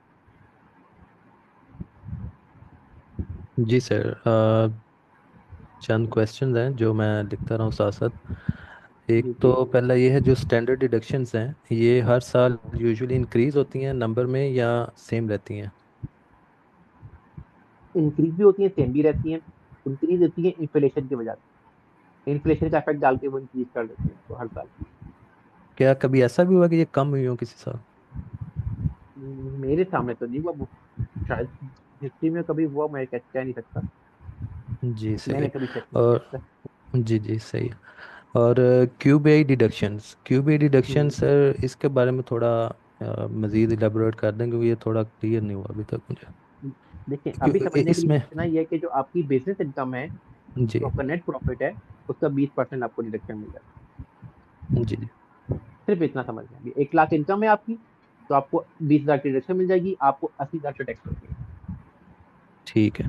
ठीक। ठीक और है। इसमें जो पॉइंट था कि अगर बिजनेस और पर्सनल दोनों इनकम है, यानी सैलरी हम्म इनकम है और बिजनेस इनकम है, तो ये जो हम्म क्यूबे डिडक्शन है ये किस रिटर्न में वो फाइल करेगा, सिर्फ बिजनेस में प्रॉफिट, या दोनों? सिर्फ नेट प्रॉफिट पे, नेट प्रॉफिट। यानी बिजनेस की रिटर्न में फाइल होगी? बिल्कुल।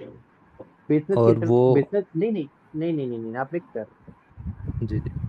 बिजनेस की रिटर्न अगर आप कर रहे हैं स्केड्यूल सी में, मतलब आप सिंगल मेंबर एलएलसी खोली हुई है या सेल्फ एम्प्लॉयड है, तो जी उसकी बात कर रहा हूँ। अगर आपने 1055 की रिटर्न फाइल की है, या आपने एस कॉर्प फाइल की है, वहां से के बना रहा है, तो वो अलग होगा, उसका इम्पैक्ट अलग होगा क्यूबीआई के ऊपर, अगर वो ठीक। फॉल करता होगा उस क्यूबीआई इनकम के अंदर, तो फिर जी उसके ऊपर सही है। आपको रिडक्शन मिलेगा। जी जी सही। और ये टैक्सेबल इनकम है, तो ये थोड़ा सा अजीब सा नहीं फील होता कि खुद ही गवर्नमेंट पे कर रही है उनको और खुद ही वो टैक्स वापस ले रही है ये उसी इनकम से? इसकी वजह ये है कि जो आपकी सी कॉर्प है, इसको लगता है स्टेट 21% टैक्स।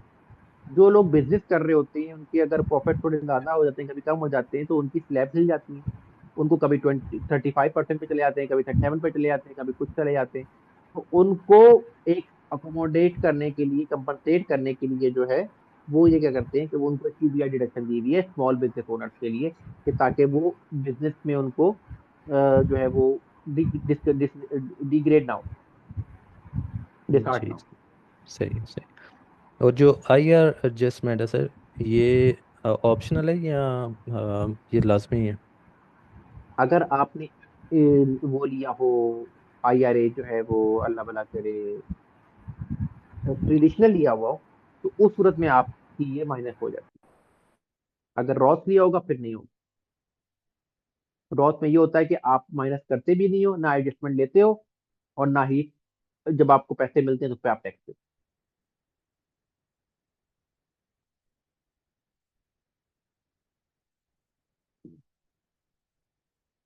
जी असद भाई, आपका सवाल था कोई, आपका हैंड रेस था। I can not here you. आवाज आ रही है आपको? जी जी अभी आ गई। जी जी।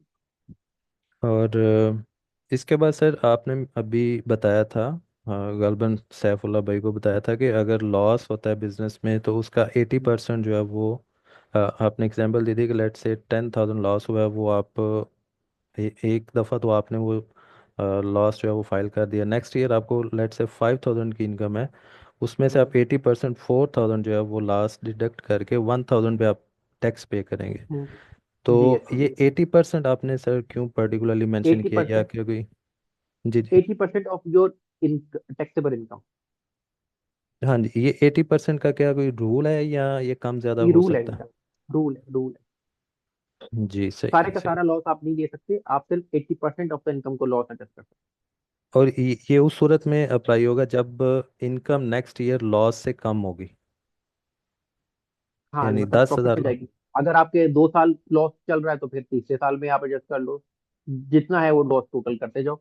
एनुअल नेट ऑपरेटिंग लॉस की एक आपकी शीट बनती है, उसके अंदर आप इसको एडजस्ट करते जाते हो। जी जी। और अगर जैसे आपने ये भी मेंशन किया था कि 40,000 या 50,000 इनकम हुई है नेक्स्ट ईयर, तो इकट्ठा ही 10,000 जो है लॉस उसमें से डिडक्ट करके हाँ, बाकी पे वो अगर टैक्स वो पे कर अगर सकते? वो अगर वो अगर वो आपकी इनकम का 80% या उससे कम है, तो आप सारे का सारा क्लेम करिए। जी जी ठीक है ठीक। हम्म। और आपने दूसरा ये बताया था कि बिजनेस अगर 2 से 3 साल कंटिन्यूअसली लॉस में रहता है तो उसके लिए ऑडिट ओपन होने की चांसेस ज़्यादा हैं। चांसेस बिल्कुल ये ऐसे जो 2 से 3 साल है ये कंटिन्यूअसली कंसीडर किए कंटिन्यूसली जाते हैं। ठीक है, कंटिन्यूसली यानी अगर आप यानी अगर ये रैंडमली होता है तो फिर नहीं, ये फिर नहीं चांसेस नहीं है या कम है। फिर नहीं फिर कम है। जी जी ठीक है। और हाँ जी बिल्कुल, आपने जब वो स्टेट्स वाला स्लाइड दिखाया उसमें आपने मेंशन किया कि ऑलमोस्ट 50 स्टेट्स। तो ये ऑलमोस्ट का क्या मतलब है सर? कोई टैक्स के हवाले से कोई है इसमें? मैं मतलब ऑलमोस्ट मतलब समझा नहीं। ये आपकी टोटल 50 स्टेट्स है ना आपकी इसमें यूएस में, जी जी, ये तो मुझे जिसमें से आइडिया है आपकी जो आपने। जो टैक्स फ्री स्टेट्स है वो ये है। सही है, सही है, ठीक हो गया। और जी एक्सटर्नल फार्म सर आपने बताया था, एक्सटर्नल फार्म कौन से हैं? ये W2 1099।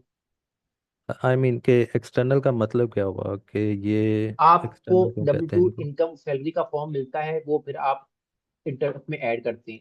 लेकिन अगर फॉर एग्जाम्पल से आपका एक बच्चा है तो 8812 का फॉर्म ऑटोमेटिकली बन के आ जाएगा आपके फॉर्म के अंदर। यानी एक्सटर्नल का ये ऐसे मतलब समझना। हुआ कि जो आईआरएस की वेबसाइट या अथॉरिटी की तरफ से फॉर्म नहीं अवेलेबल, या जो सोर्स है वहां से जो फॉर्म मिल रहा है वो एक्सटर्नल फॉर्म जो होगा। नहीं, इंटरनल फॉर्म वो हैं जो आपकी टैक्स रिटर्न के अंदर बनते हैं। एक्सटर्नल फॉर्म वो हैं जो जो आप बाहर से लेकर आते हो टैक्स रिटर्न में ऐड करते जी सही है, सही है, ठीक हो गया। हो। बस सैलरी यही है आपको सर। मिली, W2 मिल गया, आपको 1099 NEC मिल गया, वो आपको बाहर से मिला है। आप उसको अपनी रिटर्न के अंदर एंटर करोगे, और रिटर्न के अंदर एंटर करते हो जो जो फॉर्म्स ऑटोमेटिकली क्रिएट हो रहे होंगे, जो जो स्केड्यूल्स क्रिएट हो रहे होंगे, वो आपके इंटरनल फॉर्म। जी जी, बहुत शुक्रिया sir, thank you so much, welcome. जज़ाकल्लाह। जी असद भाई, आपका सवाल था कोई, आपने एंड खड़ा किया था फिर उतार लिया। सवाल है आपका या आंसर हो गया है बीच में?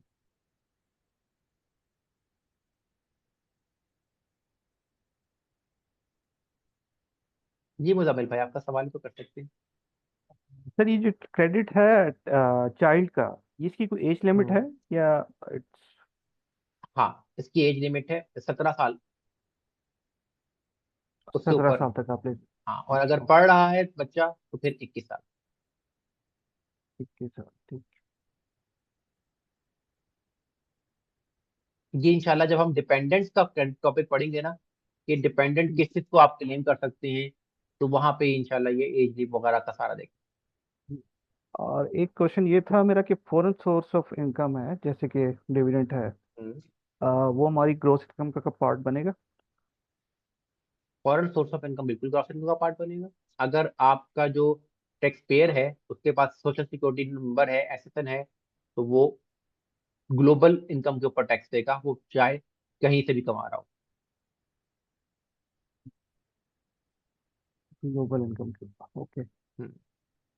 तो उसकी और फिर टैक्स, उसको टैक्स की एग्जम्पशन सिर्फ वहां वहां से मिलेगी जहां पे उसके मुल्क के साथ टैक्स ट्रीटी हो। ओके, तो ये आप एग्जांपल कवर कराएंगे कोई ऐसी स्पेसिफिकली? ये बेसिकली क्रॉस बॉर्डर का टॉपिक है। क्रॉस बॉर्डर टैक्सेशन तो एक डिफरेंट टॉपिक है। तो फिर कितने मुल्क से, पाकिस्तान से इनकम आ रही है तो उसका क्या सीन है, तो एक अलग टॉपिक आ जाएगा। इंडिया से कोई कमा रहा है तो वो उसके अमेरिका से अलग उनका ट्रीटी होगी, कनाडा के साथ अलग ट्रीटी होगी। वो तो फिर क्रॉस बॉर्डर का टॉपिक आ जाएगा ना, वो तो फिर एक नया सिनेरियो बन जाएगा। वो इस कोर्स के अंदर नहीं है। वो वैसे अगर आपको कोई पर्सनली कोई क्लाइंट आता है या आपकी अपनी कोई पर्सनल इसमें कोई इशू होगा, वो मैं आपको गाइड कर दूंगा अलग से। वन लास्ट क्वेश्चन, ये फेडरल इनकम टैक्स और ये जो स्टेट इनकम टैक्स की फाइलिंग है, इस इनकी डेट, फाइलिंग डेट सेम है या डिफरेंट होती है? सेम है, फाइलिंग डेट सेम है सब। Thank you. वेलकम। जी फवाद साहब। सर जी एक बात ये पूछनी थी कि मतलब अगर कोई डिपेंडेंट है, जैसे बच्चा है आपका 17 इयर्स, आप कह रहे हैं कि उसकी एज की कैपिंग है, इज एन अर्निंग मेंबर, तो पहले सवाल ये है कि अगर वो अर्निंग मेंबर है तो फादर के साथ उसकी जैसे आप कहते हैं कि जॉइंट रिटर्न फाइल हो सकती है, तो फादर के साथ उसकी जॉइंट रिटर्न फाइल हो सकती है? ये जो आप बात सवाल करें ना, ये इंशाल्लाह आपके सारे आंसर होंगे जब हम डिपेंडेंट्स का टॉपिक पढ़ेंगे, कि किसको आप डिपेंडेंट ले सकते हैं, किसको आप डिपेंडेंट नहीं ले सकते। उसमें देखा जाएगा कि जी अगर एज लिमिट है तो वहां पे कहाँ क्या आएगा, उसके खर्चे बाप उठा रहा है कि बाप नहीं उठा रहा है, क्या वो बाप के साथ रह रहा है या वो अपना अलग रह रहा है, उसकी अपनी अर्निंग कहाँ तक अवेलेबल है, कितनी अर्निंग पे उसको टैक्स रिटर्न फाइल करने की जरूरत है और कितनी अर्निंग के ऊपर वो बाप के साथ डिपेंडेंट शो हो सकता है। तो ये सारी चीजें हैं। फिर उसका रिलेशनशिप क्या है, फॉर एग्जाम्पल स्टेप चाइल्ड है, फॉस्टर चाइल्ड है, कौन कौन से जो है वो आ सकते हैं। तो ये पूरा एक टेस्ट होता है इनका, जिसे आप जो है वो पढ़ेंगे इंशाल्लाह। तो उसमें ये सारी चीजें कवर होंगी इंशाल्लाह, डिपेंडेंट के टॉपिक। मतलब इवन अगर वो लेस देन 17 ईयर्स है and he himself is married, तो उस सूरत में भी वो डिपेंडेंट काउंट होगा या ये भी वहां आगे ही कवर करेंगे आप? देखिए बात वही आ रही है ना कि उसके टेस्ट है। टेस्ट में क्या है जी कि अब केयर्स पहला टेस्ट है जी केयर्स का, ठीक है, जिसमें अब उसमें CARES केयर्स होता है, हर एक टेस्ट अलग अलग है। तो अब अगर वो बाप माँ बाप के साथ रह ही नहीं रहा, बेशक वो 15 साल का है, पहली बात तो यहीं पे आ जाएगी। तो जब वो माँ बाप के साथ नहीं रह रहा तो फिर वो वहीं पर टेस्ट से आउट हो गया। उसकी उम्र 17 साल की उसके ऊपर चली गई है, टेस्ट से आउट हो गया। वो उसके खर्चे माँ बाप उठाते ही नहीं है, वो खुद अपने खर्चे उठाता है, वो टेस्ट से आउट हो गया। अंडरस्टूड, बात समझ में आ गई, सही है, सही है, ठीक ठीक है, है। तो वो हम टेस्ट पूरे पढ़ेंगे कि सारी रिक्वायरमेंट्स अगर वो पूरी हो रही होंगी तो फिर वो हम डिपेंडेंट क्लेम कर सकते हैं। किसी एक रिक्वायरमेंट में भी वो शॉर्ट हो जाएगा, वो डिपेंडेंट क्लेम नहीं। भाई सॉरी, आपको बॉदर बहुत करते हैं, सॉरी। नहीं सर, कोई मसला नहीं, मैं हूँ इसीलिए आपको हर सवाल को आपको तसल्ली कराने के लिए। नहीं भाई, आप इसलिए दौड़िए कि आपको बॉदर करते रहे। Thank you so much, thank you so much. Welcome sir, welcome. जी सलमान भाई। जी, ये फेडरल इनकम टैक्स और स्टेट इनकम टैक्स की फाइलिंग एक साथ साइमल्टेनियस होती है, लाइक जी सॉफ्टवेयर फॉर्म ऑटोमेटिकली अगर कर देता एक ही साथ एक ओके एक है। जी बिल्कुल, कंबाइंड प्रोसेस है इसका मतलब है। कंबाइंड प्रोसेस है। डाटा एंट्री आप एक ही बार करते हैं, वो ऑटोमेटिकली दोनों रिटर्न बना देते थैंक यू जी, थैंक यू। हैं। वेलकम। जी शुजात अहमद साहब। जी सर, बस एक क्वेश्चन था सॉफ्टवेयर के हवाले से। आप कहीं उसका नाम या सजेस्ट कर हम सकते हैं कौन इंशाल्लाह सा सॉफ्टवेयर? प्रो कनेक्ट के ऊपर, हम प्रो कनेक्ट पे इंशाल्लाह काम करेंगे। Pro connect. Pro connect. Okay, ठीक है। और ये कोई सर ये लाइसेंस्ड होता है, यानी कि अगर फॉर एग्जाम्पल जैसे आपने सेशन के शुरू में जैसे बताया था कि आप अगर किसी सीपीए के साथ काम कर रहे हैं या आप वो अगर आउटसोर्स वो कर देते हैं असाइनमेंट, तो लाइसेंस उन्हीं का होगा, ये लाइसेंस मुझे अपना लेना पड़ेगा? आपको पीटिन लेना पड़ेगा, सिर्फ जी सर, पीटिन। चलें, पीटिन, PTIN, टीपन लेना पड़ेगा। Prepare prepare identification tax number. आपके लिए, उसके लिए आपके पास पासपोर्ट होना चाहिए, वैलिड पासपोर्ट, और $20 आपके अकाउंट में होने चाहिए। ओके, और ये पूरे साल की फी है उसकी? ये पूरे साल के, एक साल पूरे के साल लिए, की फी? ठीक है, ठीक है। और इसमें आप कितने भी क्लाइंट्स को फिर उनके टैक्स रिटर्न जितने फाइल कर मर्जी रहे कर। हैं? बस ये आपने फी पे कर दी, अब आप एलिजिबल है किसी की भी रिटर्न बनाने के लिए। Right, right, thank you. जी सलमान भाई।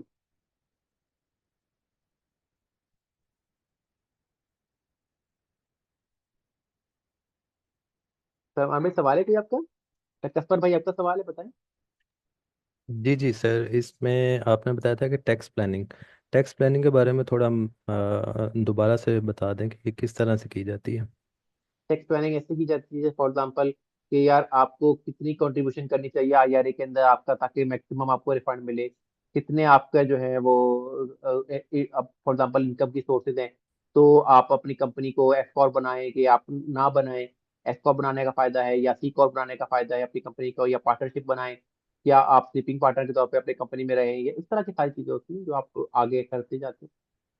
क्या ये इंडिविजुअल में भी प्लानिंग हो सकती है, यानी हाँ, बिजनेस के इंडिविजुअल लेवल पे अलावा? भी होती है, बिजनेस लेवल पे भी होती है, इंडिविजुअल लेवल पे किस तरह से करेंगे? जिसमें आपकी IRA की कॉन्ट्रीब्यूशन हो गई हैं, आपके हेल्थ सेविंग अकाउंट की कॉन्ट्रीब्यूशन हो गई। जी सही है। और स्टार्ट में सर आपने बताया था कि जो रिटर्न फाइल करेंगे उस पे आपने बताया था कि लेट से मिनिमम 50 आप चार्ज करते हैं, तो वो 50 जो मिनिमम आपने अमाउंट बताई थी, वो बिजनेस और इंडिविजुअल दोनों रिटर्न पे है या किसी एक पे नहीं, है? वो मैंने आपको ये कहा था कि जैसे फॉर एग्जाम्पल आप किसी CPA के साथ काम कर रहे हैं, तो CPA हाँ जी। आपको काम कर रहेगा तो सारी बातें या तो आपसे कहेगा कि जी मैं आपको पर घंटा दूंगा, ठीक है। जी जी अब उसके लिए फिर ये होता है कि अब ऑब्वियसली आप रिमोटली काम कर रहे होंगे, तो आप कौन देखेगा कि भाई बंदा बैठा था कि नहीं बैठा था, ठीक है, या कुछ सॉफ्टवेयर इसके लिए लगाया हो तो अलग बात है। तो दूसरी ऑप्शन वो ही होती है, वो ये कहते हैं कि यार आप रिटर्न बना रहे हो तो ठीक है भाई, पर इंडिविजुअल रिटर्न हम तय कर लेते हैं कि जी $25 दूंगा या $20 दूंगा। अब आप आधे घंटे में बनाओ या 15 मिनट में बनाओ या 20 मिनट में बनाओ या 2 घंटे लगाओ, आपका रिटर्न बनाते जाओ, या आपके साथ वो कुछ सैलरी डिसाइड कर लेगा कि भाई मैं आपको महीने का $1000 दूंगा या $2000 दूंगा या $5000 दूंगा। ये रिटर्न बिजनेस की भी हो सकती है और इंडिविजुअल भी हो कोई सकती है। भी हो सकता है, ये तो आपके भी तो मैंने एग्जाम्पल के तौर पे बताया ना, ये तो आप कोई भी रिटर्न, ठीक। वो तो जब आपका सीपी के साथ एग्रीमेंट होगा तो आप उसके साथ भी डिस्कस करोगे कि भाई जी बिजनेस का जी मैं जी इतने चार्ज सर। करूंगा या इंडिविजुअल का मैं इतने चार्ज करूंगा, क्योंकि इंडिविजुअल थोड़ी मुश्किल होती है, बिजनेस तो हलवा होती है। जी प्रॉफिट लॉस सही। डाला, बैलेंस शीट डाली और हो गया, खत्म बात। अच्छा, मुझे लग रहा था कि बिजनेस जो है वो मुश्किल होती होगी, इंडिविजुअल ईजी है। आप लोगों को ये मैं ये मेरी इंशाल्लाह बात मैं ये से दोनों चीजें हलवा बना दूंगा, टेंशन नहीं ना लेना। इंशाल्लाह। और किसी भाई का सवाल? अच्छा जी, अजमल साहब कह रहे हैं कि जी सर जी बस कर दें। भाई मैं तो बस करने को तैयार हूँ, सवाल खत्म होंगे तो मैं बस कर दूंगा, लेकिन सवाल है तो भाई फिर मेरी जिम्मेदारी है कि मैं आप लोगों को तसल्ली करा के भेजूं। तो हाँ, आप जाना चाहते हैं तो कोई मसला नहीं है, जाहिर बात है कोई ना कोई अर्जेंसी होगी, तो रिकॉर्डिंग आपको मिल जाएगी। अगर इनकेस आपका मूड हो तो आप आके रिकॉर्डिंग भी सुन लीजिएगा, कोई ऐसा मसला नहीं है। अच्छा जी सर, इफ आई अंडरस्टैंड, हाँ स्केड्यूल्स आर इंटरनल होते हैं, फॉर्म एक्सटर्नल भी हो सकते हैं, इंटरनल भी हो सकते हैं, ठीक है। जैसे 8812 फॉर्म जो है वो इंटरनली क्रिएट होता है, W2 या 1099 आपको एक्सटर्नली फॉर्म मिलता है। क्या आप सीपीए एजेंसी पार्ट टाइम भी हायर करते हैं? जी बिल्कुल करते हैं, वो सीजनल टैक्स प्रिपेयर्स भी हायर करते हैं। फॉर एग्जांपल जनवरी फरवरी मार्च के लिए 3 महीने के लिए हायर कर दिया, फिर उसके बाद अक्टूबर नवंबर सितंबर अक्टूबर नवंबर के लिए आपको हायर कर लिया, तो डिपेंड करता है। सर एक छोटा सा क्वेश्चन है, सेल्स जी, टैक्स हमारे स्कोप में है अभी इस- सेल्स टैक्स में आपको वैसे तो स्कोप में नहीं होता, लेकिन मैं आपको सेल्स टैक्स की रिटर्न सिखाऊंगा। ओ, आपको 2-3 स्टेट्स की रिटर्न सिखाऊंगा, ताकि आपको आइडिया हो जाएगा और आपको एक अंडरस्टैंडिंग डेवलप हो जाएगी, तो फिर आप किसी की भी return state return easily file कर सकते हैं। Thank you. जी सलमान भाई, सवाल है आपका? जी, ये इंडिविजुअल भी वहाँ पे अक्रूवल बेसिस पे फाइल कर सकता है? जी, आप अक्रूवल पे भी कर सकते हैं और उस पे भी कर accrual- सकते हैं, कैश पे भी कर सकते हैं। ये ठीक है। बिजनेस और रिटर्न के लिए होता है। अगर आपकी सिंगल मेंबर एलएलसी है या आप सेल्फ एम्प्लॉयड है और आप बिजनेस कर रहे हैं, तो स्केड्यूल सी के अंदर फिर आपको ऑप्शन देता है कि आपने कैश बेसिस पे करनी है या अक्रूवल बेसिस पे करनी है, या आपकी जो बिजनेस रिटर्न है 1065 हो गई, 1120 या 1120 एस हो गई, तो वो आप फिर सेलेक्ट करते हैं कि आपने बिजनेस पे से कैश बेसिस पे करनी है या इंडिविजुअल बेसिस पे करनी है। तो बिजनेस प्रॉफिट एंड लॉस सिर्फ मेरा अक्रूवल पे होगा? प्रॉफिट, हाँ वो ये ना कि नहीं, वो आप प्रॉफिट लॉस जो आप बनाएंगे उसी बेसिस पे बनाएंगे ना, कि अपने अक्रूवल बेसिस पे बना रहे हैं या उस पे बना रहे हैं, कैश बेसिस पे बना रहे हैं। ठीक है। दूसरी ये कि ऑडिट की रिक्वायरमेंट्स वहाँ पे कंपनी की केस के ऊपर, अगर हम को आप सी के अंदर कंपनीज हैं, प्राइवेट लिमिटेड कंपनीज, हम्म। तो वहाँ पे ऑडिट की वहां पे कोई आप रिक्वायरमेंट रिटर्न, नहीं है लॉस एंड? वहां पे ऑडिट आईआरएस ने अगर करना हो तो कर लेते हैं। ऑडिटेड रिटर्न्स की कोई ऐसा मसला नहीं होता। हाँ, अगर आपको आईआरएस आपसे कहता है कि अपनी रिटर्न ऑडिट करवाएं, ऑडिटेड फाइनेंशियल हमें शेयर करें, तो वो फिर आपको करवाने पड़ेंगे, तो फिर वो आप अब आप किसी भी सीपीए से करवा देते हैं। तो वो ऑन कॉल होती है, मैंडेटरी वो रिक्वायरमेंट ऑन हर कॉल साल होती में है? है, हाँ ऐसे ही रिटर्न के टाइम पे बनाने की ऑडिटेड फाइनेंशियल की जरूरत नहीं थैंक यू जी। है। जी भाई, और क्या था जी? बैंक अकाउंट्स बना सकते हैं अपना, बिल्कुल आप वर्चुअल अकाउंट्स आप बना सकते हैं, जैसे पेनियर हो गया या वाइज हो गया, ये आप अकाउंट बना सकते हैं। फिजिकल बैंक अकाउंट आप जब तक वहां पे फिजिकली प्रेजेंट ना हो, आईटीआई नंबर आपके पास ना हो, आप नहीं खोल सकते। रिटायरमेंट फंड्स का होता है, जैसे फॉर एग्जांपल आप वहां पे 7500 से ऊपर आप एक साल में नहीं कंट्रीब्यूट कर सकते। इंडिविजुअल रिटायरमेंट अकाउंट, हाँ आई तो 401 के में आप 20 समथिंग होता है कि 28,000 होता है, वहां तक आप 20 कर सकते हैं। अच्छा, फराज भाई को मेरी आवाज थोड़ी हल्की नजर आ रही है, बाकी लोगों को भी आवाज का इशू है या सिर्फ मेरी फराज भाई की तरफ से ही इशू आ रहा है? खैर, अब तो क्लास खत्म हो गई माजल भाई, मैंने अभी आपका मैसेज देखा है, मुझे पहले पता होता ना तो चले मैं नेक्स्ट उस टाइम चेंज कर लेता। ओके भाइयों, फिर अगर मजीद सवाल नहीं है तो हम इजाजत लेते हैं आप लोगों से। अपना और अपने गिरदुनवा के लोगों का ख्याल रखिएगा, मुझे दुआओं में याद रखिएगा, अल्लाह ताला आपको अपनी जुबान में रखे। बाकी ये कि इंशाल्लाह नेक्स्ट क्लास में हम जो है W2 की रिटर्न भी सीखेंगे, प्रोपोनेट के ऊपर अकाउंट बनाना भी सीखेंगे, यूएस का नंबर कैसे लेना है वो भी हम सीखेंगे। ये सारी चीज़ें इंशाल्लाह हम नेक्स्ट रिटर्न के अंदर सीखेंगे। तो आपको तब तक नेक्स्ट वीक इंशाल्लाह आपसे मुलाकात होगी सैटरडे को सेम टाइम पे। अल्लाह हाफिज। इंशाल्लाह जी, अल्लाह हाफिज़ सर। अल्लाह हाफिज।